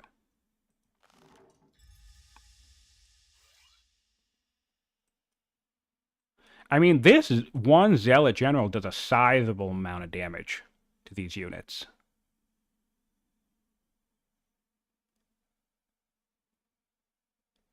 Why did that change? Oh, hills. Hills. Okay, I didn't realize that was flat. Yep. Okay, yeah. You can do 10 damage to a ballista. So with enough archers, if this thing gets out of position, Hazard could 100% dip in with a couple of archers. How much would a regular archer do? Let's take a look here. Yeah, 3 archers, two regular ones, and the ruler, or the elephant could probably do some. Yeah, the elephant and the ruler. If that ballista comes out of position, and you could 100% enlist it, and he's getting his free ballista now. So wouldn't that be funny if all of a sudden, in the midst of a brief conflict, Hazard ends up with both the ballistas, both of the free ballistas? That would be delightful to see. All right, I am going to step out away for just a minute or so. So I'm going to leave the camera right here, front and center on all of the action. And I'll be back in just a couple seconds.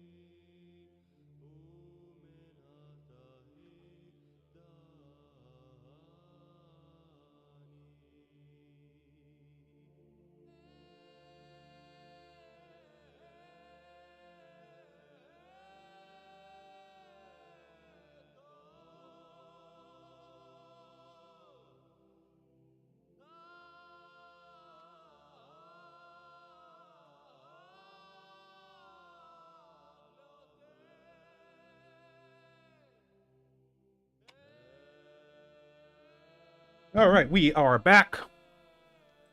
All quiet on the Nasean Plains for now. Getting more upgrades. Upgraded to axes. Upgraded.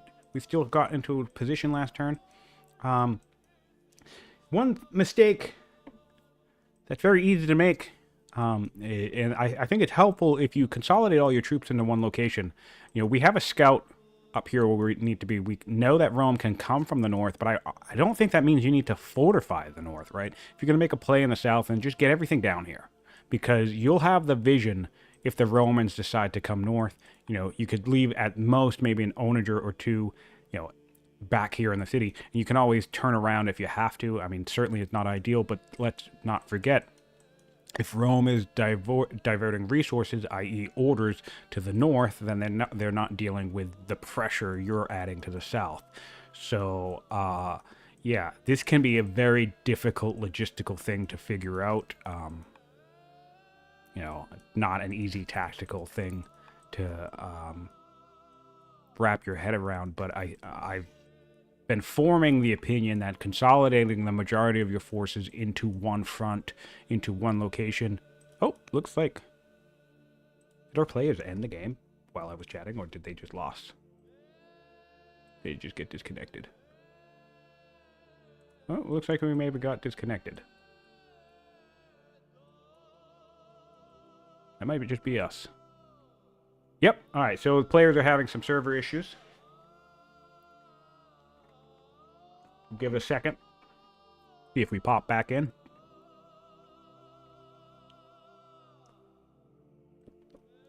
But yeah, it can be tricky. Oh, here we go. Connection been restored.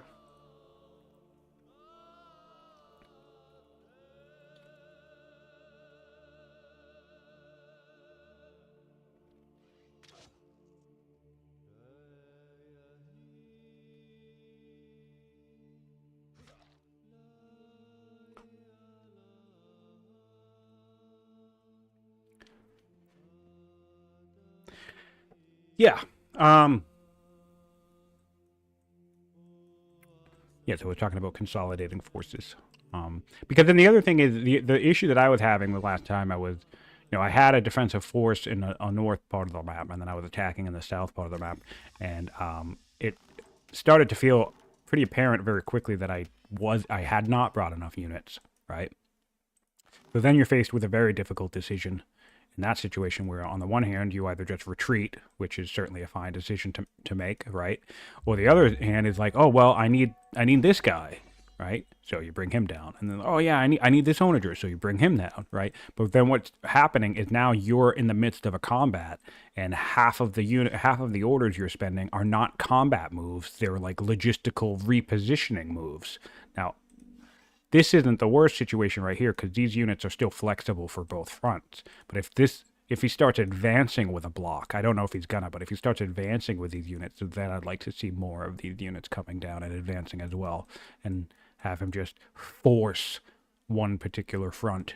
Because it can be very shitty if you start a battle out here and then realize, oh shit, I need this archer and I need this onager, and you're going to be spending force marches, and look at this. It would be 13 orders just to get to or 15 orders just to run to this hill, right?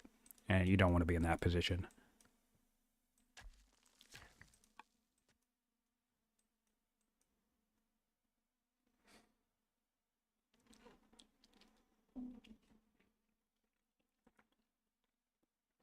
All right, yep, our players are back in. Everything's back to normal.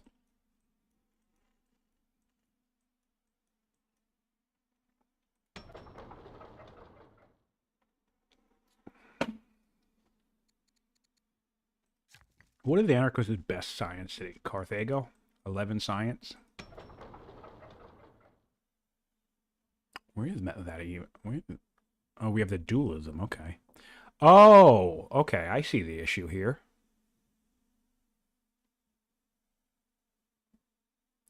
Yeah, I hate to say this. Wait, what? Just one. Okay, it's just one. I thought it was more than one. What about down here?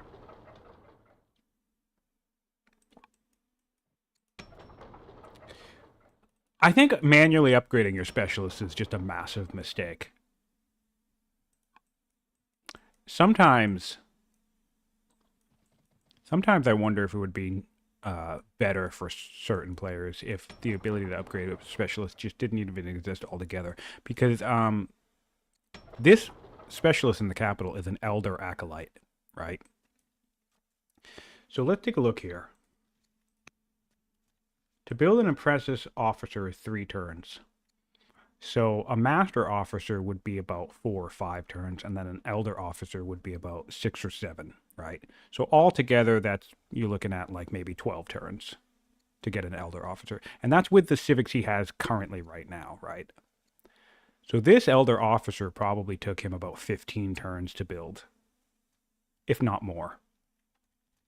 Unless he rushed it, right? I don't know how this was constructed. So my concern with that is once you build the first officer, or once you build the first specialist, it's 2 science. Let's see if anything crazy is happening.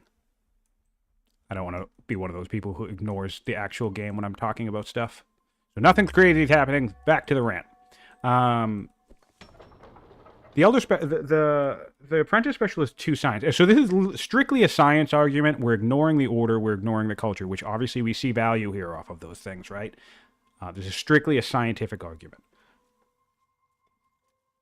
which happens to be, by the way, Hazard's biggest issue in this match. So that's why I'm bringing this up. An apprentice specialist is 2 science. This elder specialist right here is only 4 science. So you spend your 4 or 5 turns building your apprentice acolyte. Fine. You get 2 science for it. But then you spend another 5 or 6 turns building a master acolyte. And what you actually get in terms of science for that is only 1 extra science. So it would be better for you to go then build an officer. And he has 4 citizens at this point. I don't know, how many he had back in the day, right?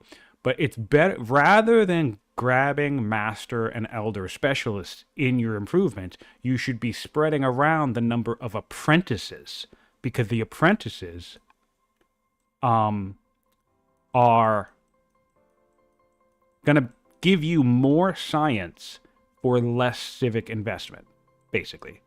Less build queue time is going to be generated. It's almost a little bit paradoxical, because the only time that you want to build, in my opinion, that you want to build the masters and the elders are if you have like a theater.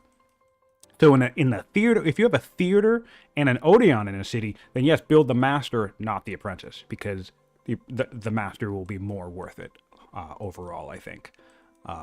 So it's the same thing with if you get like an amphitheater, and even if all 3 of them are empty, if you have an amphitheater, a theater, and an Odeon, then sure, build the elder first.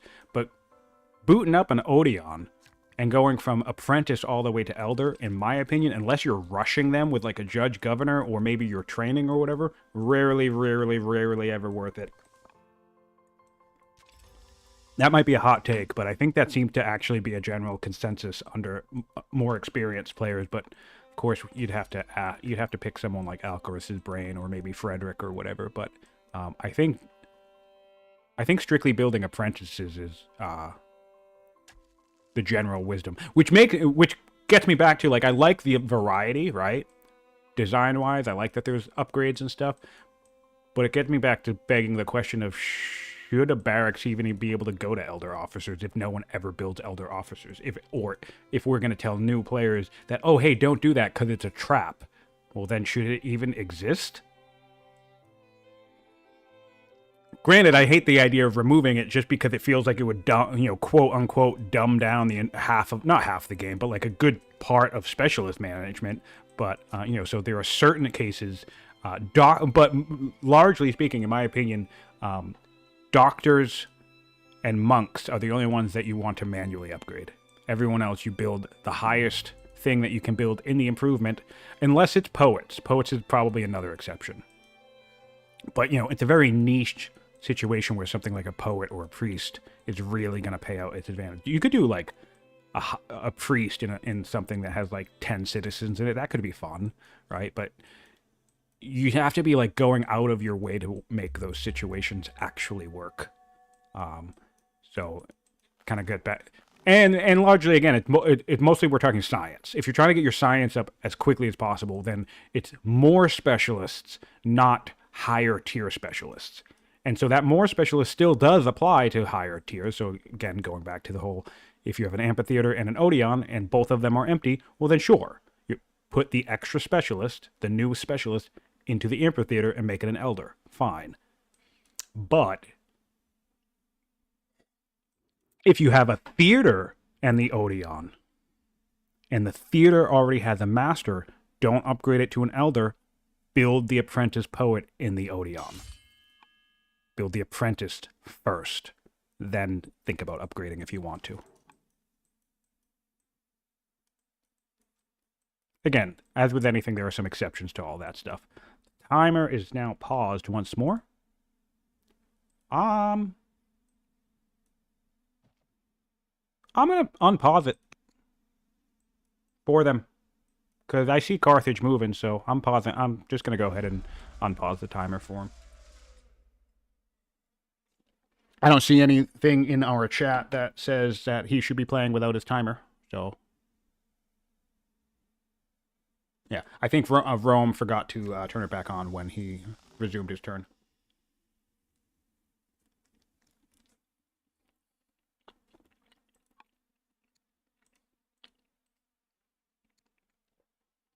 Oh, cool. We could get an alliance if we're a diplomat.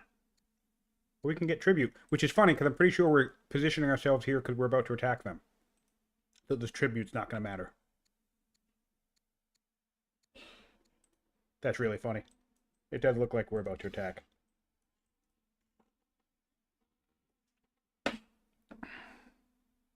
A scientific argument, yeah. Yeah, I really lucked into my channel name here.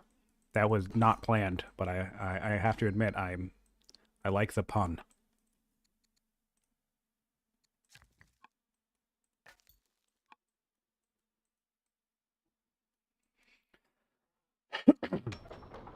Yeah, so I think we could afford, because we need the science, right? So we could actually afford to take some time to put some officers in here. There'd only be 3 turns, you know. So you crank out a couple of officers, boost your training up, boost your science up. Very easy to overlook that officers are a science tool. Barracks are a science tool. I consider the science technologies for the early game, I consider divination, aristocracy. That's a classic science opener. Military drill is a science technology. Drama is a science technology. Those are your early game science technologies. And I mean like super early game. Because those are where you're going to get all your urban specialists from. Or in the case of aristocracy, you get the centralization law. And from there, you're looking at things like metaphysics, monasticism. Monasticism is a big one. Land consolidation is a big one. Architecture can be a big one, depends on the game. Portcullis can sometimes be a big one. Again, depends on the game. So your big science techs are mostly right here. All right here. And then, of course, hydraulics and scholarship. And depending on the meta in the game, so like the dueling arena, it's really hard to make scholarship pay out and be worth it. Because you could be dead by the time you actually make it pay off. Which, ironically, makes me think that it doesn't need to be nerfed anymore. I also just think it was nerfed too hard anyway.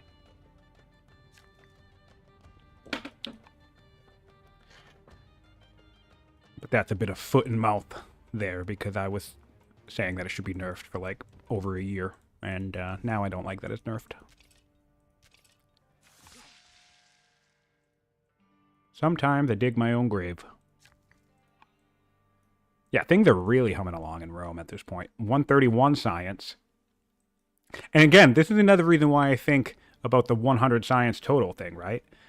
If my bare minimum of science tempo is at least matching the science that you have to the turn you're on, well, if you hit 100 science on turn 70, well, then you have your bare minimum squared away for the next 30 turns. Again, doesn't mean you need to necessarily ignore it. Getting higher, I think 200 science specifically is a game-winning amount of science. If you can get 200 science by turn 100, even in single player, you're going to win the game, in my personal opinion. 200 science by turn 100, whether you got it on turn 80 or exactly on turn 100, whatever, 200 science by turn 100 is game-winning science. You really don't need. It's fun to get the big flashy numbers, but you really don't need much more than that. So yeah, we're on 130 now on turn 84. Anarkos' science situation is fine, which I like that he's not playing greed here. He's doing some minor, additions, getting workers, getting gardeners, but majority of his of his build queue at this point is military units because his economy is fine. 100 civics per turn, that's solid. 131 science.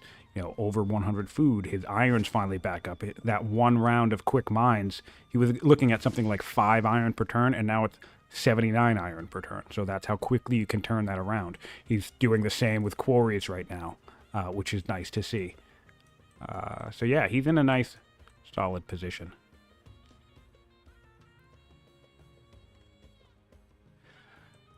Question was Carthage trying to farm mercenaries? I think so. And of course, if you have friendly opinion with a tribe, there is 1 or 2 events that you can give you an alliance even without being a diplomat. I think there's at least 1 remaining that's not locked to diplomatic status. So I have to imagine, although he's not quite friendly, but I have to imagine he was maybe thinking maybe he lucks into a quick alliance, or maybe the units would keep raiding his opponent. Because this city used to be Gaulish as well. So maybe he's just in no rush. do think that's probably a bit of a misplay. Because if we compare these two locations, right, to these sites that aren't even settled yet, that is a sizable development. You know, this one's almost developing, this one's almost developing. We have a couple barracks and a garrison. We have gardeners lined up, you know, so, and compared to these cities that would literally just be getting started. So you're a little bit behind in tempo there. I really think that for Anarkos, if you happen to watch these and look for some tips or criticism, I really think the biggest blunder here in Anarkos' play more than anything is not clocking the importance of land consolidation on this map. There's literally like 9 groves on each side of the map, 9 or 10.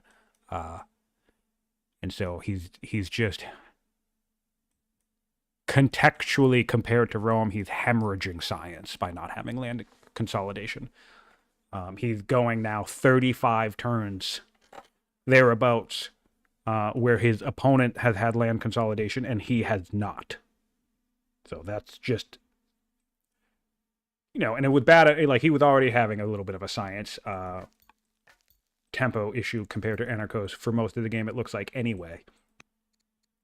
But this is just going to demonstrate right here, right? Anarkos gets land consolidation.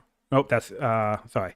Anarkos gets land consolidation around turn 52. I think that's the exact turn that he got it. And watch his science spike.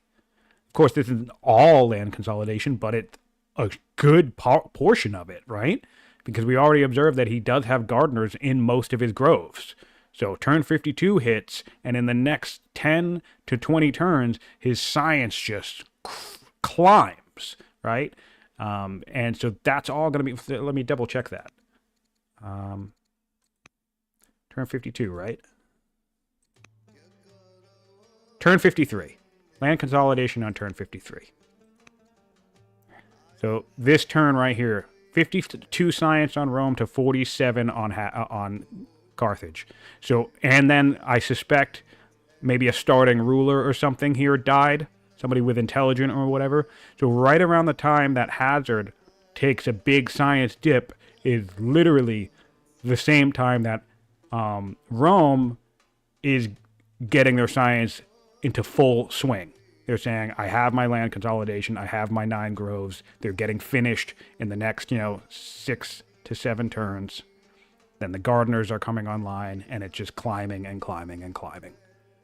So I ultimately, I think that if Hazard does lose this one, I think the big blunder here will be not playing the map specifically. Because I definitely don't think...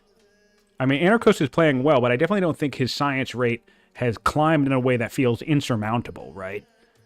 Like, he had a slight lead on Hazard through most of the game, but let's assume... Let's paint a reality where both players got land consolidation around roughly the same time.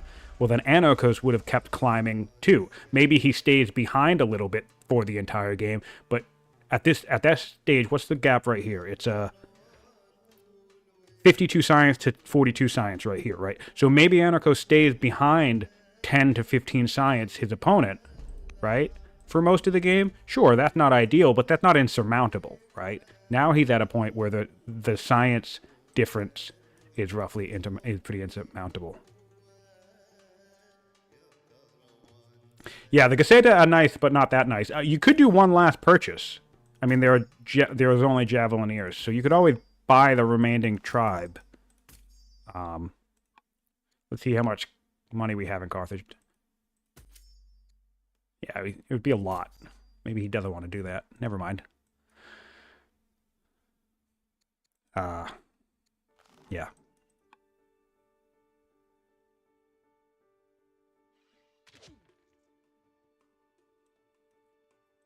I definitely don't think, like, I think this city hanging out for a while, not really a missed opportunity. Maybe blocking this city, like maybe creating a border where your opponent doesn't risk, putting onagers out here and attacking your city or like aggressing. Because like once you have a solid border, it really does distract you, right? So maybe you leave this side open, I guess. I don't know. But yeah, I really, these two should probably just be cities. And then we could have kept farming Gauls from the north. No reason really to take that right away.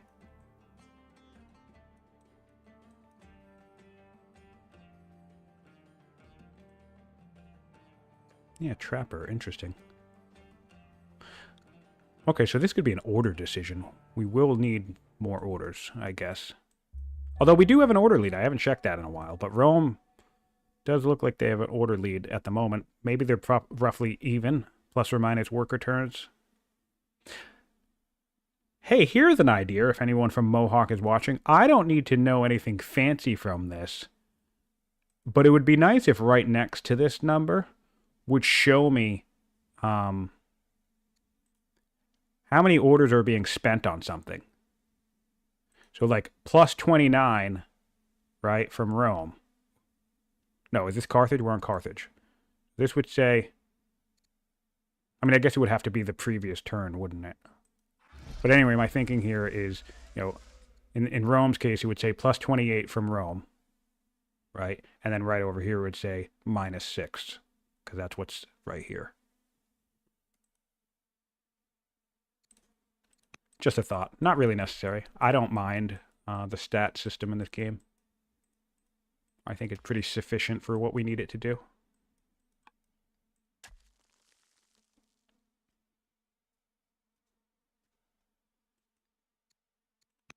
Or yeah, it could just show total orders.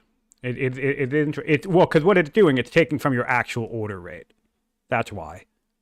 So my actual order rate at the moment is 24, because it's, you know, my total orders minus 10. But yeah, I suppose this could do that too. It could just show the total number of orders that we have access to, in theory.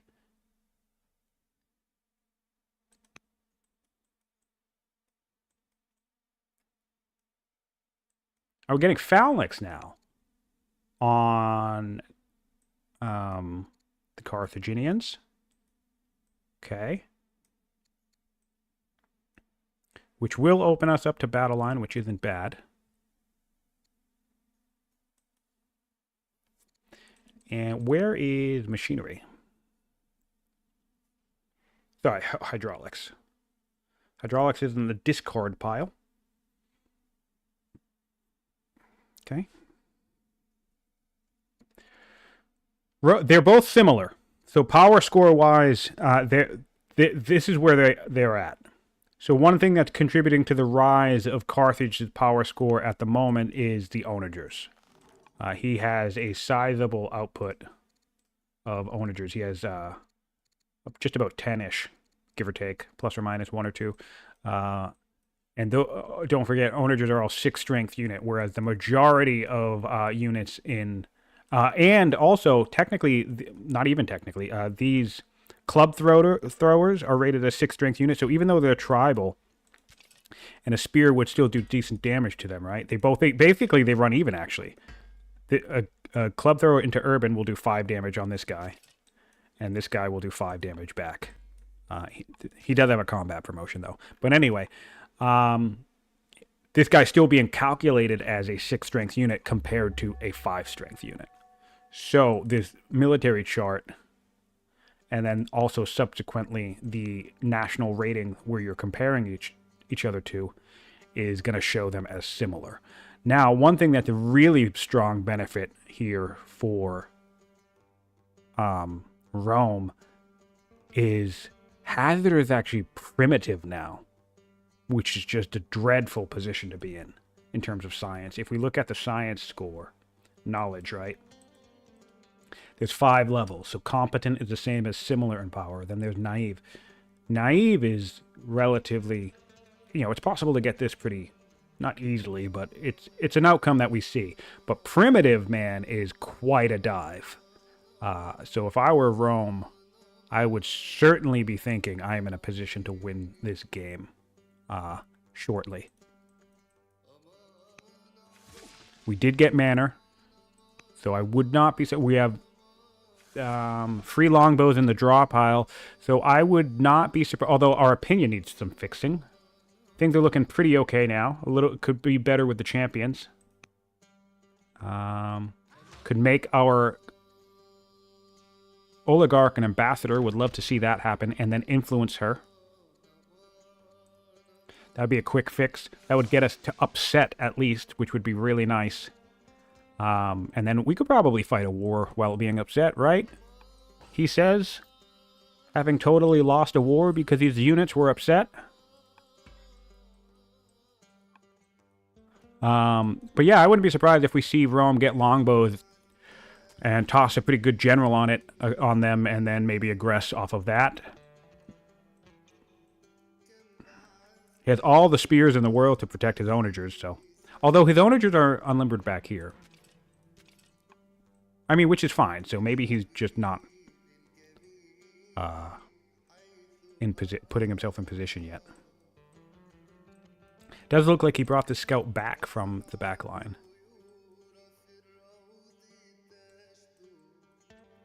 But I mean, yeah, as far as Rome knows, this is essentially the majority of Carthage's army, and I feel like if I'm looking at this,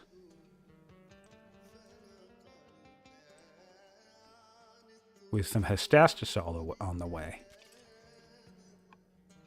and maybe longbow, you know, more camels and some longbows coming online, I think this army can definitely take this army.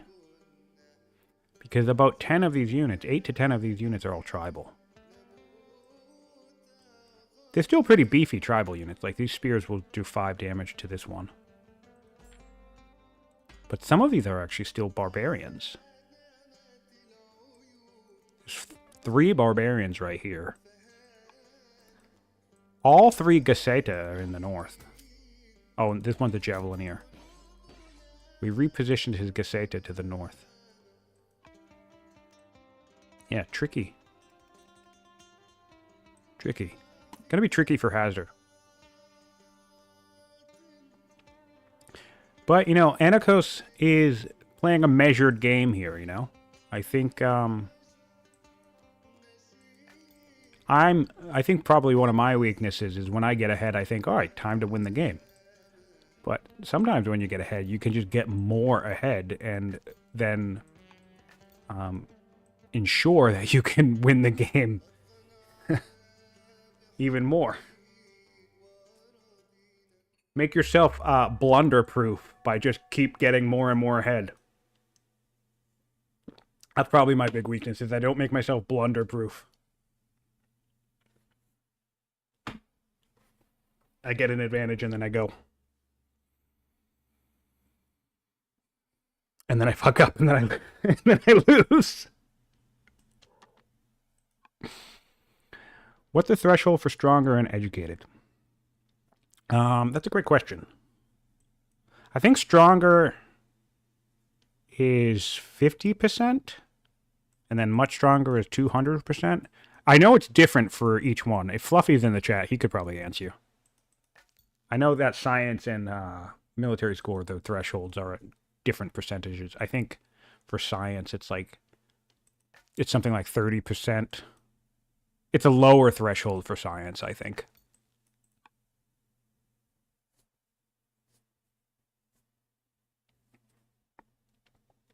And science is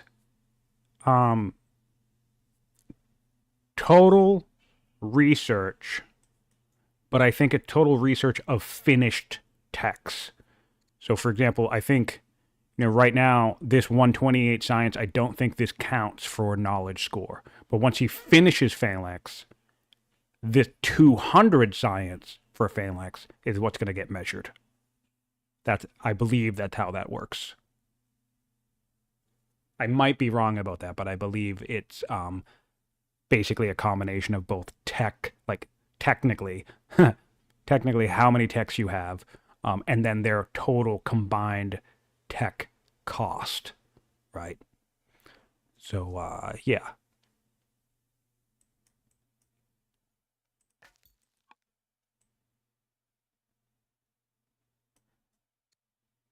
Sometimes I wish I could, for discussions like that, sometimes I could wish I could zoom into UI elements. Like I can zoom into this onager and talk about this onager, but I can't really zoom into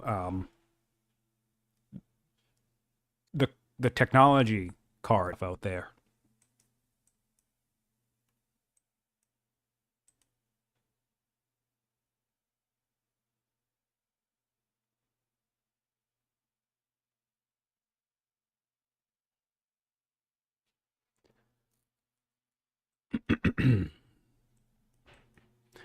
I'm not muted again, am I?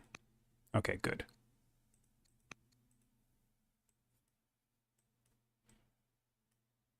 So we have African elephant, settler. Yeah, we are planning to take this site, I think. African elephant. Yeah, I think we're... Oh, we did get an officer. Okay, we did get an officer. That's good. Going for another elephant now, though.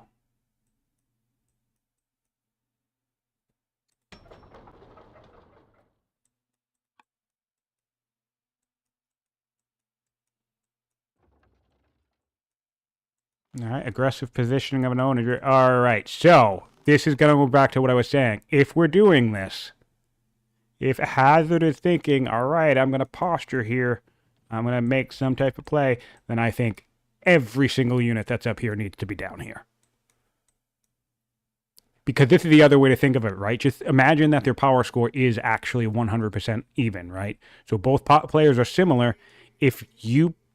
Basically what this means, if he tries to fight with this battalion down here and only this battalion, yes, he's similar to his opponent, but half of his strength is down here. So if Rome consolidates on top of him as an attack, which will be easier for Rome to do, it's always easier for the defender to move logistically, right? We are getting those longbows, nice to see them. It's always easier for the defender to move logistically, right? Because they have their roads or their rivers and their territory and whatnot, right? So as you're attacking into your opponent, if you're only bringing half your army and you're similar in strength than your opponent and their army is just waiting for you to attack them, well, you're basically not similar in strength anymore. You're actually attacking while you're weaker in terms of actual raw power score in the field fighting the battle. So, yeah, if Hazard is planning to aggress here, then all of these onagers need to start making their way down here. Literally just abandon the northern front, because it will be the same situation for Rome. If Rome decides to send in a squad up here to try advance, A, they're spending their orders on it, and B, they're splitting their manpower. Which, I mean, maybe you can make a blitz like that, trying to, you can do some kind of gambit. There are all sorts of different ways you can handle things tactically. But, I mean, it's just, I feel like if we're Rome here, there's so much shit that seems wide open. I don't think I would advance on this. But, I mean, I'd let him keep coming to me.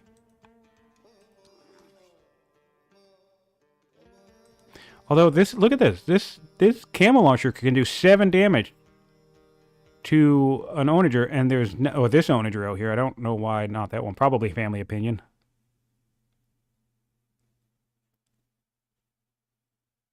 Yeah, I'm not quite sure why the difference. Oh, it's promoted.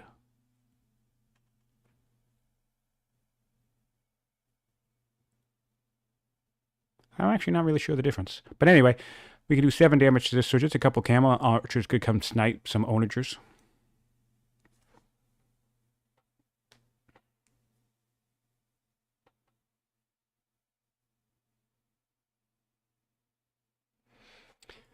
Yeah, I agree with that assessment. I think that was another big blunder in my last game. I didn't project enough of my power into one location. I should have just picked one direction of the map rather than having a defense force in one side of, I had a defense force in the north, and then I attacked in the south with an offensive force, where I feel like if every single one of my units just went north or south, I think I would have beaten my opponent. Maybe not. I mean, he definitely schooled me on the battlefield, 100%. But I certainly think I would have had better odds if all of my stuff was in just one spot. Because then I ran into that issue that I talked about earlier, where I started force marching units from one And this is the issue we're going to struggle into right now. Now Rome is saying, all right, you want to come towards me? Well, let's do this. So now Rome's starting a little battle here. He's not overly committing to it, which is nice, but this could bait Anarkos into thinking, all right, well, time to kill some stuff. And then it... Oh, yeah, no, so he is committing. He is coming in. He's coming in hard, right? So this is the other situation that Anarkos literally just got himself into. Anarkos now has a battle started where he's completely out of position. And so, in this situation, the only real answer is to retreat. I mean, that's the logical situation. You take whatever losses are going to, get lost here, and you just back off. Because, I mean, unequivocally, this is not the fight that Hazard had in mind that he wanted to fight. Which is another reason why, again, let's say if all these onagers were back here and already unlimbered, that gives you an easier time to retreat these units. Or maybe you do advance a little bit. Probably not, but, so logistically, this is just... And again, I say this having essentially just made this blunder myself in my own game. I think there was value to defending my northern kingdom in that game, and the northern part of my kingdom, but in all reality, I think if I just took a few extra turns, logistically moving all of my units into one location, whether north or south, I think I could have had a much higher chance of actually winning that game, because my units were significantly stronger, or not significantly, but my units on average were stronger than the opponent, and I believe I still actually did have more than him at that time. I don't really remember, but certainly would have been easier. But yeah, now we're making attacks, and this is actually exactly what Anarkos wants, because yes, we're going to lose a spear. But now your opponent's going to lose an onager next turn. Right? Let's say this axe attacks. Of course, he's going to attack, okay? And then this guy's going to come up. So we'll map this out. By choosing to stay in this fight, so far we've killed 1, soon to be 2 spears. Granted, Rome might be a little bit out of position here, but no. What is the hell? Rome's Rome. Rome can move anywhere. Rome's not out of position. So far, we have 2 spears. And at the very least, I know we'll be able to lose an onager. So technically, we're trading an onager right now for 2 spears. Now, with this onager right here, we're probably trading 2 onagers for 2 spears. So, even let's just leave it at that. 2 onagers for 2 spears. This could even be a potential 3rd onager for 2 spears. We just lost that conflict. Now, that's not factoring in Carthage's potential response if we do send up, spears and stuff to kill this onager and maybe kill this onager, whatever. Like, because there are axes in the region, so maybe we lose more spears or whatever. But just to think about the logistics of that, this is exactly what went wrong in my battle, 100%. Do you want to trade onagers for spears? 1,000% the answer to that question is no. Especially when your primary advantage in this conflict is onagers. This exact same thing happened to me in my fight. I thought my onagers were safe. I thought that they were far away. I thought I zone controlled. And then my opponent kept poking holes in my defense and wiping out my onagers. And what was I killing in return? I was killing archers and spearmen in return. That is not a trade you want to make. And I think we're going to see the unfortunate circumstance of a similar situation happening to here with Anarkos, where, because again, these camels alone can wipe out some of these onagers. He has a 3rd one around here, doesn't he? Yeah, I think this is going to go awful. But hey, we are in a fight now. Rome's going to have to make a decision. Maybe they choose to retreat. They've just lost 2 spears. That's the first casualties of this conflict. I don't think they actually killed anything last turn when they moved up. They just poked. They tried to kill the elephant, but they didn't succeed. So I'll be curious to see how Rome handles this particular conflict. And again, Rome can see everything it needs to see here, pretty much. These Gazzetta are not really anywhere close to the fight, although I guess they could force march. Let's take a look, quick look over at the training on Carthage. So we have approximately 4 force marches next turn, if we need, and only 28 orders. And on Rome, we're dealing with 37 orders, so advantage to Rome on the orders, and we have 3 force marches available to us.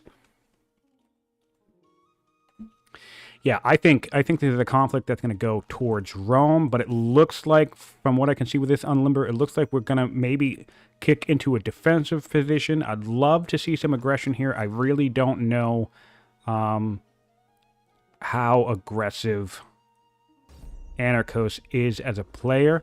And, I mean, another fun thing that you could do, though, it seems a little dumb, and maybe you don't want to do it, but you could just kind of take a couple attacks with these guys, right? Kill this unit, leave them here, which would, again, succeed to bait. Oh! No, we're going to a force march. Great. All right, we have a force march and a very dead onager. Certainly. 21 orders left. We can certainly kill an onager, so far. All right. All right, so there we go. 2 spears to Carthage, 1 onager to Rome. I'm already not liking that trade if I am the Carthaginians. And here we are. Battle, conflict, death, destruction. All right, we're doing some fun stuff here. Ooh, nice. I don't think I would have wasted that attack. This spear could have killed that thing without moving, though. Be mindful of that. Of course, it's not impossible, but it's so difficult to do this in real time without undo. Personally, I love it. I am so addicted to real-time, no-undo network military combat. And even though I'm actually awful at it, like, again, watch my fight with Aaron, it's pretty clear that I'm actually bad at it. That's probably my biggest weakness in this game, is that I'm a shitty tactician. But I love fighting in real time. It's so much more fun. It's just so much fun. I've completely forgotten. 3 or 4 years of playing Old World, I've completely forgot what it's like to play a strategy game without being able to undo everything and make the perfect move all the time. Dude, it's awesome. I agree. Yeah, chat's agreeing. Yeah, it's just so much fun. I completely forgot how much fun it is. I haven't played much single player, but I think I'm actually going to start using... And I have played no undo in single player. Normally I do it for challenge games when I'm trying to do, like, ultra hard difficulty mode games or whatever. But honestly, I think I'm going to just stop playing with undo altogether. Because I've been reminded how much of a fantastic experience it is to just have the ability to mess up. It feels like such an forgotten and essential part of a strategy game, right? You make mistakes. You try to plan and cover your bases and all this stuff, but like messing up is part of the equation. And I've forgotten that Old World technically lets you play in a way where you... I don't want to say never mess up. Of course you still mess up. I make mistakes all the time, even with cloud games with undo. So I'm not saying you play perfectly with undo, but it certainly mitigates it, right? Yeah, it's just a lot of fun. Rome is at war with the Gauls, yes. Yep. All right, so we're backing off. Carthage is backing off. I do think that's the correct decision. We killed a war elephant. So what are we trading? We've killed 2 spears and a war elephant. We're going to lose 2 skirmishers, 2 barbarian skirmishers, and an onager.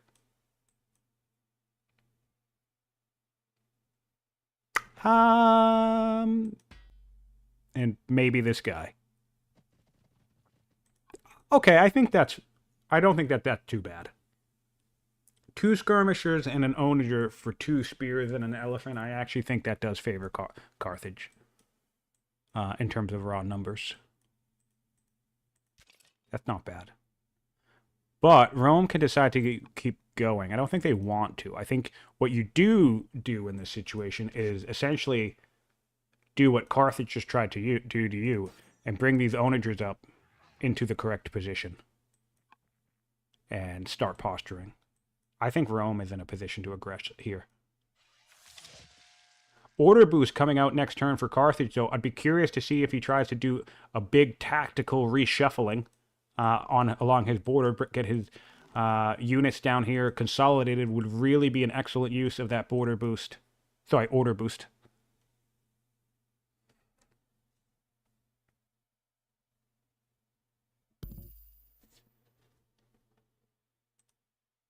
Oh, yeah, good point, yeah. Chat says, if you only needed to get the war elephant down low enough that the Gauls would have killed him for free on your behalf.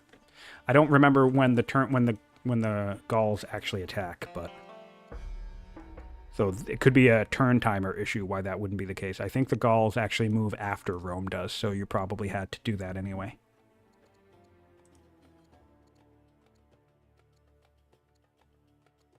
We can get engineer on our heir or on one of the people in our reign if we want to. That could be useful for a general dealing with these onagers. 31 orders for the Romans. Let's take a look at that opinion. Still a little upset here. Really want to see this ambassador. I want the oligarch here. Ambassador. Ooh, and another fun way you could get this opinion righted really quickly is make her your chosen heir. Ambassador plus chosen heir. That would make this. That would bring us. What is it? 120? That would put us 120 in the positive here, at least. So that's always the nuclear option. If you're really about to fight a battle and you have negative opinion and you have someone that you can name the heir, just name him your heir. Even if it messes stuff up long term, maybe it's good in the moment. One more turn on the longbow, and then so I'd like to see this turn be a strong positioning turn, but it doesn't look like it's gonna pan out that way. 12 orders left.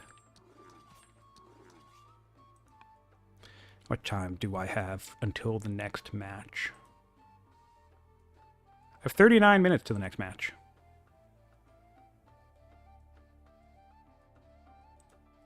Alright, so we'll see how long this one goes. I'll stick with this one and then hop in on the next one whenever it's over.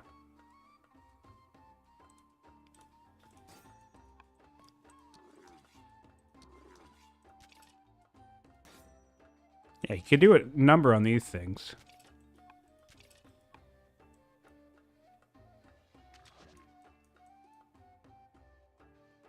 Oh, he's dealing with his rebels. That's the other reason why you really just want to deal with this right away. All right, so we do have onagers out in play. He is advancing with onagers. Like to see that. Really good. His ballista's nearby and can use this road, which is also good. Maybe we move one more onager up.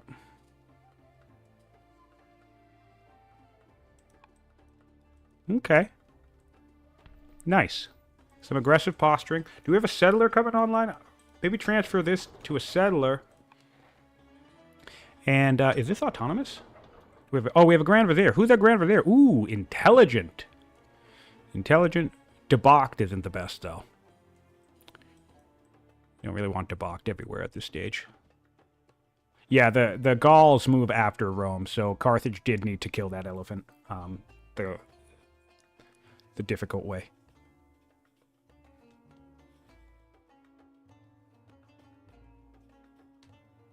Oh, great. Yeah. No, you guys are both playing well, I think. I caught a little bit of the last part that I wasn't able to host. But yeah, that's you know, there was a little bit of conflict. I don't know if you resolved what was going on over that tribal site, but yeah. All right. I might need you guys to rehost if I join late, but yeah. feel free to get started without me. Don't wait around for me. I'd much rather the games get played than delayed.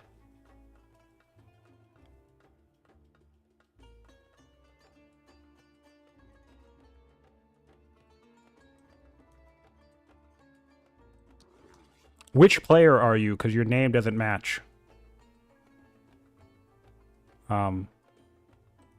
Your Old World account.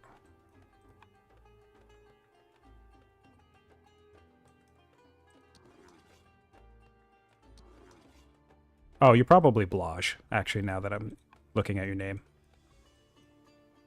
That would be my guess.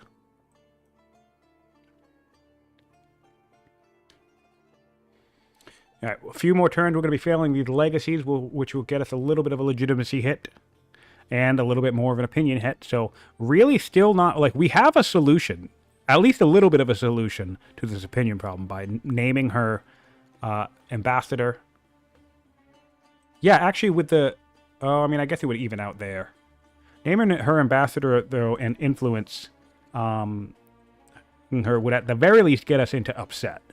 And then, of course, chosen heir would be a nuclear option if we needed to. But even without doing that, we can get them into upset and get rid of the rebel chance. Cool. Yeah. Welcome to the chat, Blage. Thanks for hanging out and watching. And yeah, your guys' game is going pretty well. I loved the first part with the early conflict over the starting city sites. That was really, really cool to watch.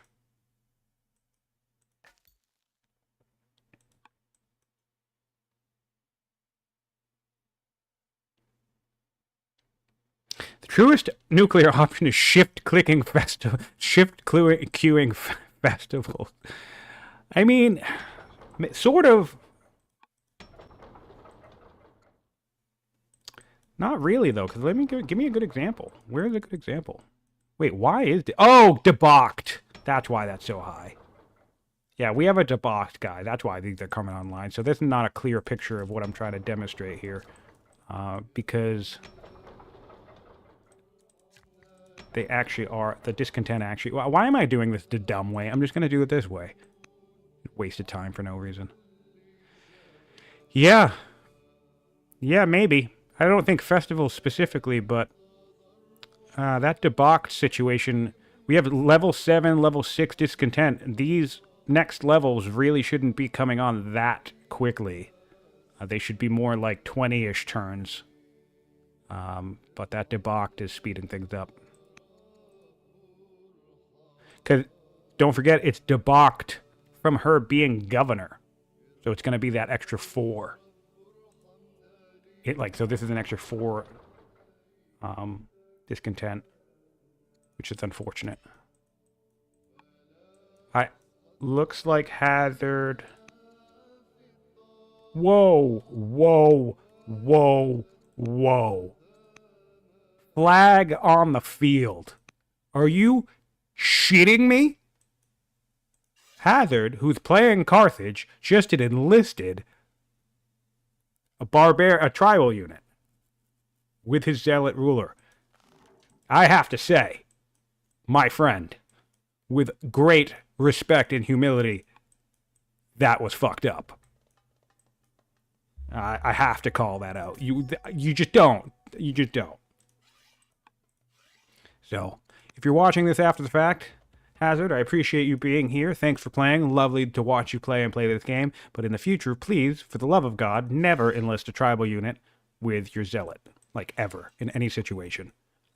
I can't imagine any possible situation I want to spend 400 civics on a barbarian unit. Least of all, when you could just sell a couple, like, 100 food or whatever if you really wanted to. Just buy the damn thing. You're Carthage. I'm grumpy. I'm grumpy.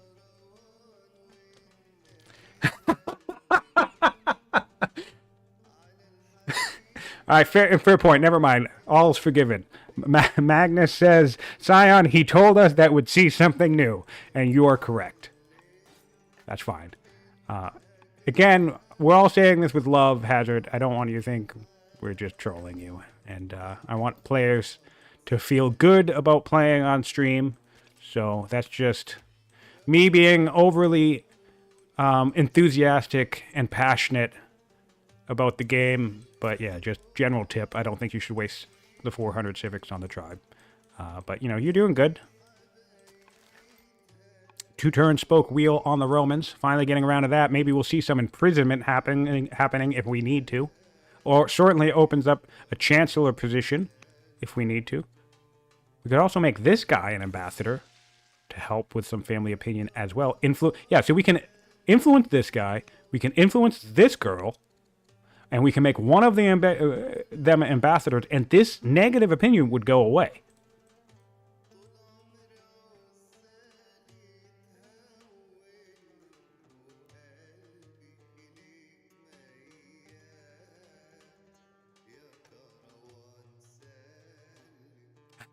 Yeah, Blanche, that was funny.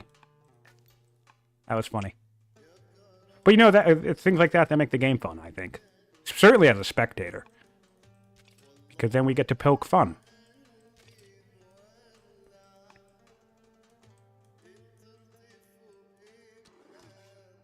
I mean, it certainly was an intense first half of that game. You know, it was very, I think it was very close to an early definitive finish. And then, obviously, as you know, you just kind of lost momentum. I think kudos to Moritan for doing the absolute correct thing and just pivoting completely to building warriors. So, I mean, if nothing else, you probably set him back. But, yeah, no, definitely came close. And that's the risk of early aggression. Like, it's like a high risk, high reward proposition, because if it pays off, well, then cool, you just won the game in 30 turns. Who cares? But if it doesn't, well, then now you have to pivot into an actual game, and you just spent your orders on everything in the beginning pretty much on nothing. Yeah, it's certainly tricky, but kudos for trying it. Definitely liked the strong commander play. Definitely liked the use of the promotions and the flanking and stuff. And certainly if you're playing an orator, which he was, you don't want to lose pretty much all of the tribal units that you hired. So if nothing else, you set him back on legitimacy, right? Because he paid for whatever amount of tribals that he had, and I'm pretty sure you killed all of them. So that sucks.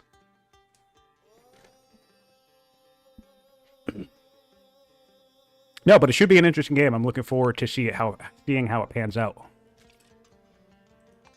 I think all of these games have been entertaining on different levels, or at least on some level. Even what some might say are like the lower bracket games, or like the less experienced games, or less skilled games, or whatever. I think every game I've seen, and I've been lucky enough to watch the majority of them, have all had interesting moments, entertaining moments, and then moments, opportunities to learn something, whether for myself or the spectators watching, learning a lesson, or you know, the players who were playing that match. If they come back and, you know, watch the stream, you know, you can learn a lesson or two.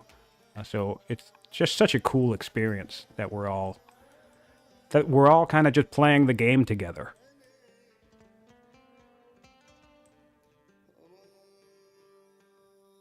You know, I think I like that. That's what I like the most about this. It's like such a collective experience. You know, and even the game developers too. You know, Solver was watching this. Soren Johnson, the guy, the lead designer of this game, the guy who basically founded did found Mohawk, you know, created this whole thing. The reason we're all here, right? He was watching and commenting on the streams just the other night. So it's really cool. It's a nice collective experience that we're all here hanging out and just talking about Old World and playing it together. You know, cracking jokes, making fun, poking fun, giving tips. It's awesome. This is what I've wanted to do forever. I've wanted to do something like this for a while. Not necessarily multiplayer stuff. Even things like the session games are a lot of fun too, where multiple players play the same game. I just like it when people get to talk about the hobby that they like to do. All right, so building some forts along the Carthaginian border. Definitely don't hate that. I think we're going to probably get aggressed on earlier than Anarkos has realized. So we just got that order boost now. Turn 91, order boost coming online. And this is the turn. You know, Hazard's gonna have to make a tough decision. I feel like he's hanging around to clear this site, and it's probably too late for that. Or maybe he clears the site, settles it, but like he needs to consolidate units to here-ish. Make sure that Rome can't take this, I guess? Question mark? Or just bring everything down to the south and prepare for this incoming battle. I mean, like, I don't know. Honestly, I don't know what to do here. It's very tricky.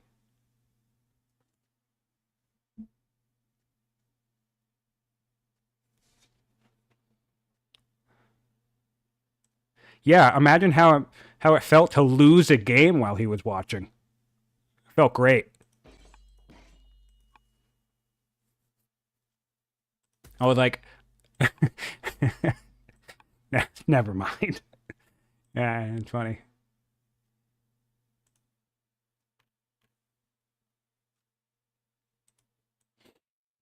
But no, it was really cool. And I like it because it also feels like we're giving back, right? You know, I've spent so much time hanging out on Discord talking about the game, or honestly getting in like legitimate arguments with the developers saying, you know, I don't like this mechanic, or this should be changed, or whatever, you know, and I have a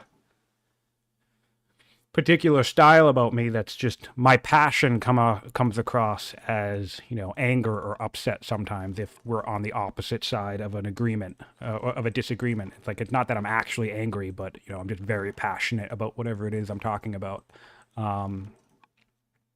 So it's nice, you know, I like that Solver has been tuning into most of these games, or even casting, you know.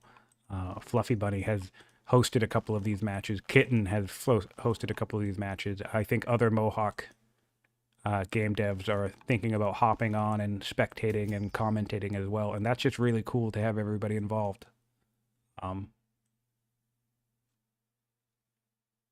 It's just quite something. Like, it's not the type of thing that you normally get in computer gaming.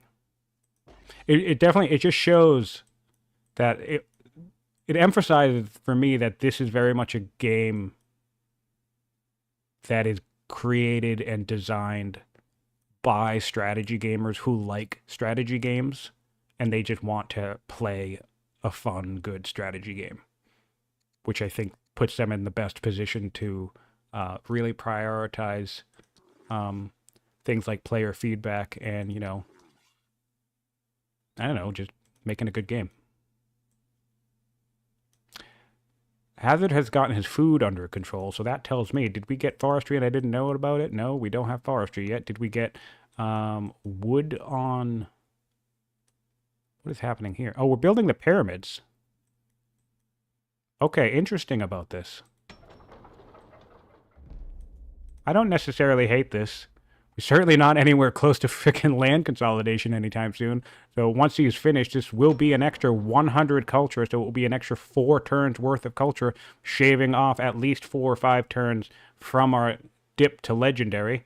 I definitely don't think we're going to survive long enough to have a legendary city actually pay out for us. But, I mean, sure, certainly that's one way to do it. Feels a little late for a bulldoze play, but screw it, why not?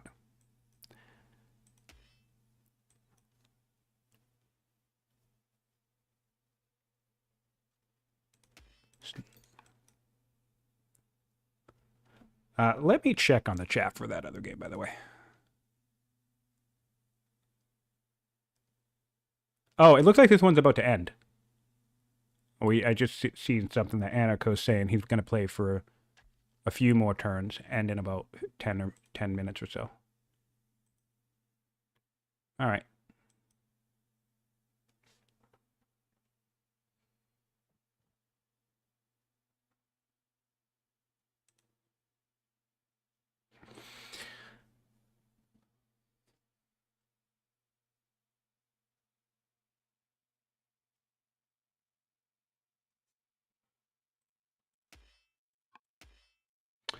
Yeah, Magnus says online communication is missing tone and body language, so there's a ton of assuming when having a conversation along. I found the best policy is to just be as straightforward as possible and assume the best out of people with a smiley face. Yes, I agree. And of course, that strategy would work perfectly with me if I didn't occasionally and randomly just swear in the middle of my rants. So every now and then I drop an F-bomb, which I'm sure makes me seem way more serious and, again, grumpy than I actually am in the situation. But it's for emphasis. I don't know. It's entirely unnecessary. I need to stop swearing when I type.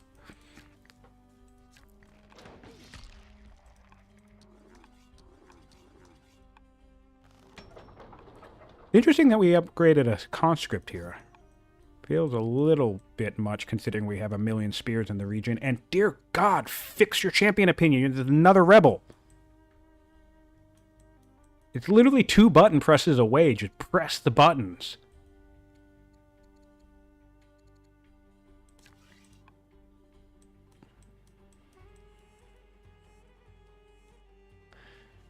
So, if this is ending in about 10 turns, do we have a settler coming up?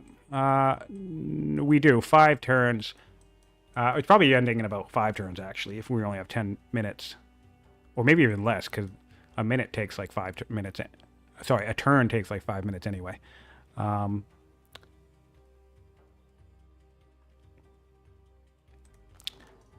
I think what we do is we get position around these hills, maybe clear or start, contesting this site, and then I think that's going to wrap up this session.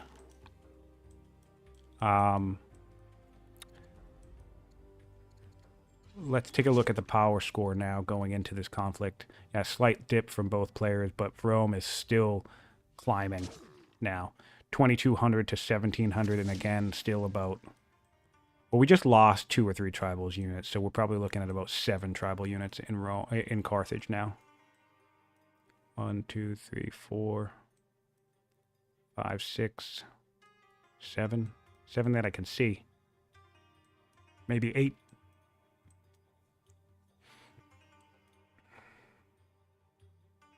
And this spoke wheel grab is going to be solid because there are no spears in Carthage.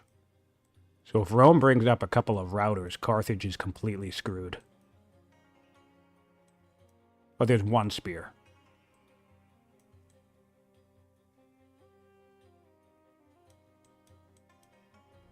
Yeah, there's 1 spear in Carthage. They would get brutalized by a couple of chariots. Even chariots, they don't even need to be that higher. Just a few chariots could do the job with the kill pressure he has from these Hystastus. Or this ballista. Look at this ballista. This ballista would just chunk this axe. Almost fully fortified axe in a fort. Would still take 9 damage from a ballista. Brutal. How much would we do if we were... Compared to an onager, right? An onager would only do 3 damage to that thing.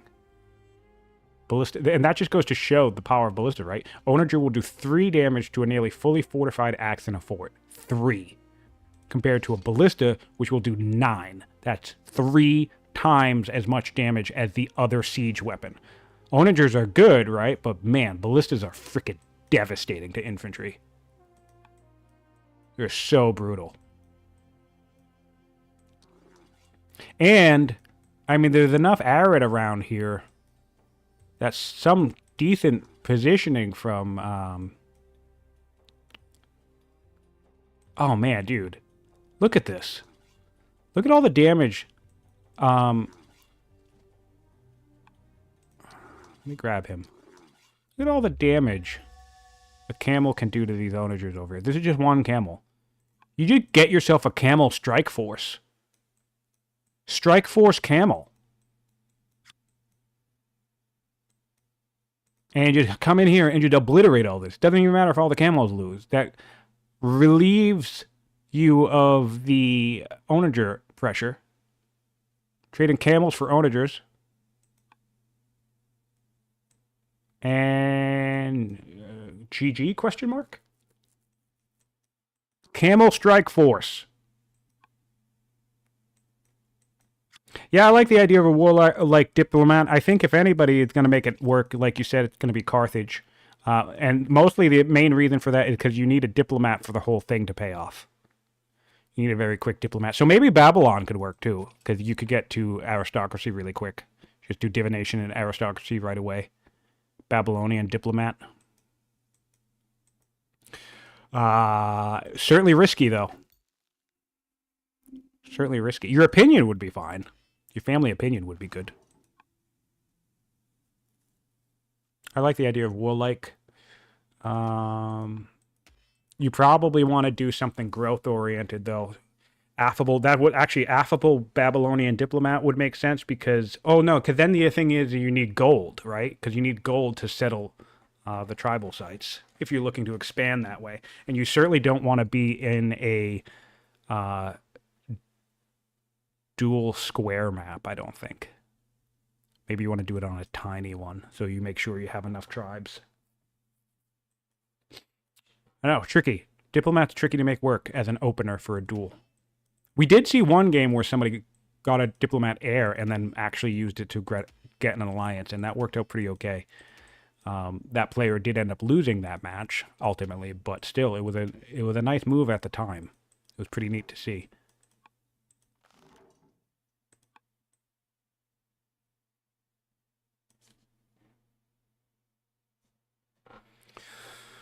But sure, definitely play around with it.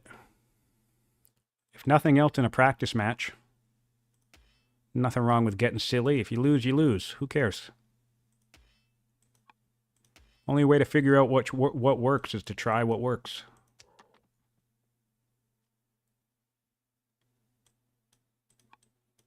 Oh, we have another. We have 2 settlers. Okay, so it looks like we're going to try and make a play on this site. Well, I think he's running out of time. I think that should be his, first move. Is break the peace, clear this site, and immediately settle. That certainly would be a surprise change in the battlefront for Rome, I think. Could be very interesting. Yeah, that could be interesting. I like that idea. I mean, it might be a bad idea, but at this point, it's like, what else are you going to do? Right? There's just such an advanced lead for Rome. Looks like he's going in the wrong direction with this settler. Or maybe he's just keeping him back here for next turn. Just a quick 1-2. Yeah, that's okay. Yeah, okay. That works. Political situation in Carthage is a lot better than it was a while ago. Doing better than Rome, I think. Let's take a peek at Rome. Yeah, Rome still needs to sort their champion shit out.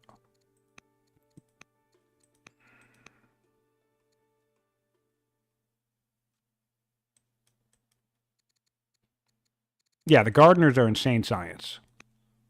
Really, really highlights how land consolidation, if the map supports it, is a massive science boost. This is a 15 science city.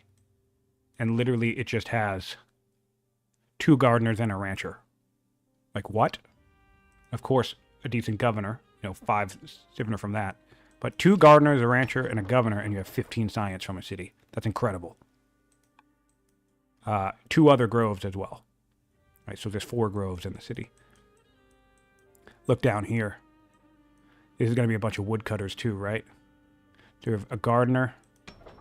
11 science city. We have 1 gardener, a grove, a couple of woodcutters, miner, and then a fish guy. A 3rd grove over here. Yeah, there's just so many groves on this map. I think not getting land consolidation really, really, really is going to haunt Hazard in this game. And now you have the camels to deal with too. Which, I mean, are not nothing. They're pretty good. Of course, the elephants as well. Well, I don't see any more elephants coming out, though. Which you might want for the onagers. But really, just a camel squad could kill all these guys. 3 camels can kill 1 onager. So you do a couple squads of camels. Come in and just murder everything. All right. That's going to conclude this game. Let's do a quick recap. And I will hop into the other game. So we're looking at a military score with Rome in the lead here. I think they're still similar. Is that correct? No, Carthage is officially weaker. You have a weaker primitive opponent. Anarkos has every sign he needs to just end this game next session. I'd like to see that happen. Like to see some real aggression coming in. Move your units up. You have 40 orders per turn, so let's take a look at everything else. We have a weaker Carthage here against Rome. The orders is roughly 38 to 25 plus or minus worker turns. And then, of course, for science is just no contest anymore. There's 2,500 science point lead in the overall tech tree with a 114 science rate compared to 41. So, I mean, at this stage, you're looking at immense tactical blunders that would define this this matchup. I don't want to say that it's completely lost because surprises and upsets have happened more than once in this tournament when you've had a player who had a definitive lead or at least apparent lead, with a strong chance to win, coming out and losing the game. But things are certainly not looking very good for Hazard in this match. And I'm very much looking forward to see how he puzzles out this situation and turns it into a win if that's possible. Thanks for joining with us. There's over 20 of you in the chat. I really appreciate you all hanging out today and keeping up with this game. If you're watching after the fact on YouTube, please give us a like, subscribe, leave a comment on the channel for the players if they come along and take a look at the match, and let them know that you enjoyed the game. And of course, hop on over to the Old World YouTube channel. Follow the official playlist of the tournament matches, and hop onto the Old World Discord and join the conversation there. Would love to have you chatting about the game, and if you have any questions, want to learn tips, talk strategy, or whatever, that's certainly the best place to do it. Anyway, I'm Siontific. This has been the Old World Community Tournament. Thanks for tuning in.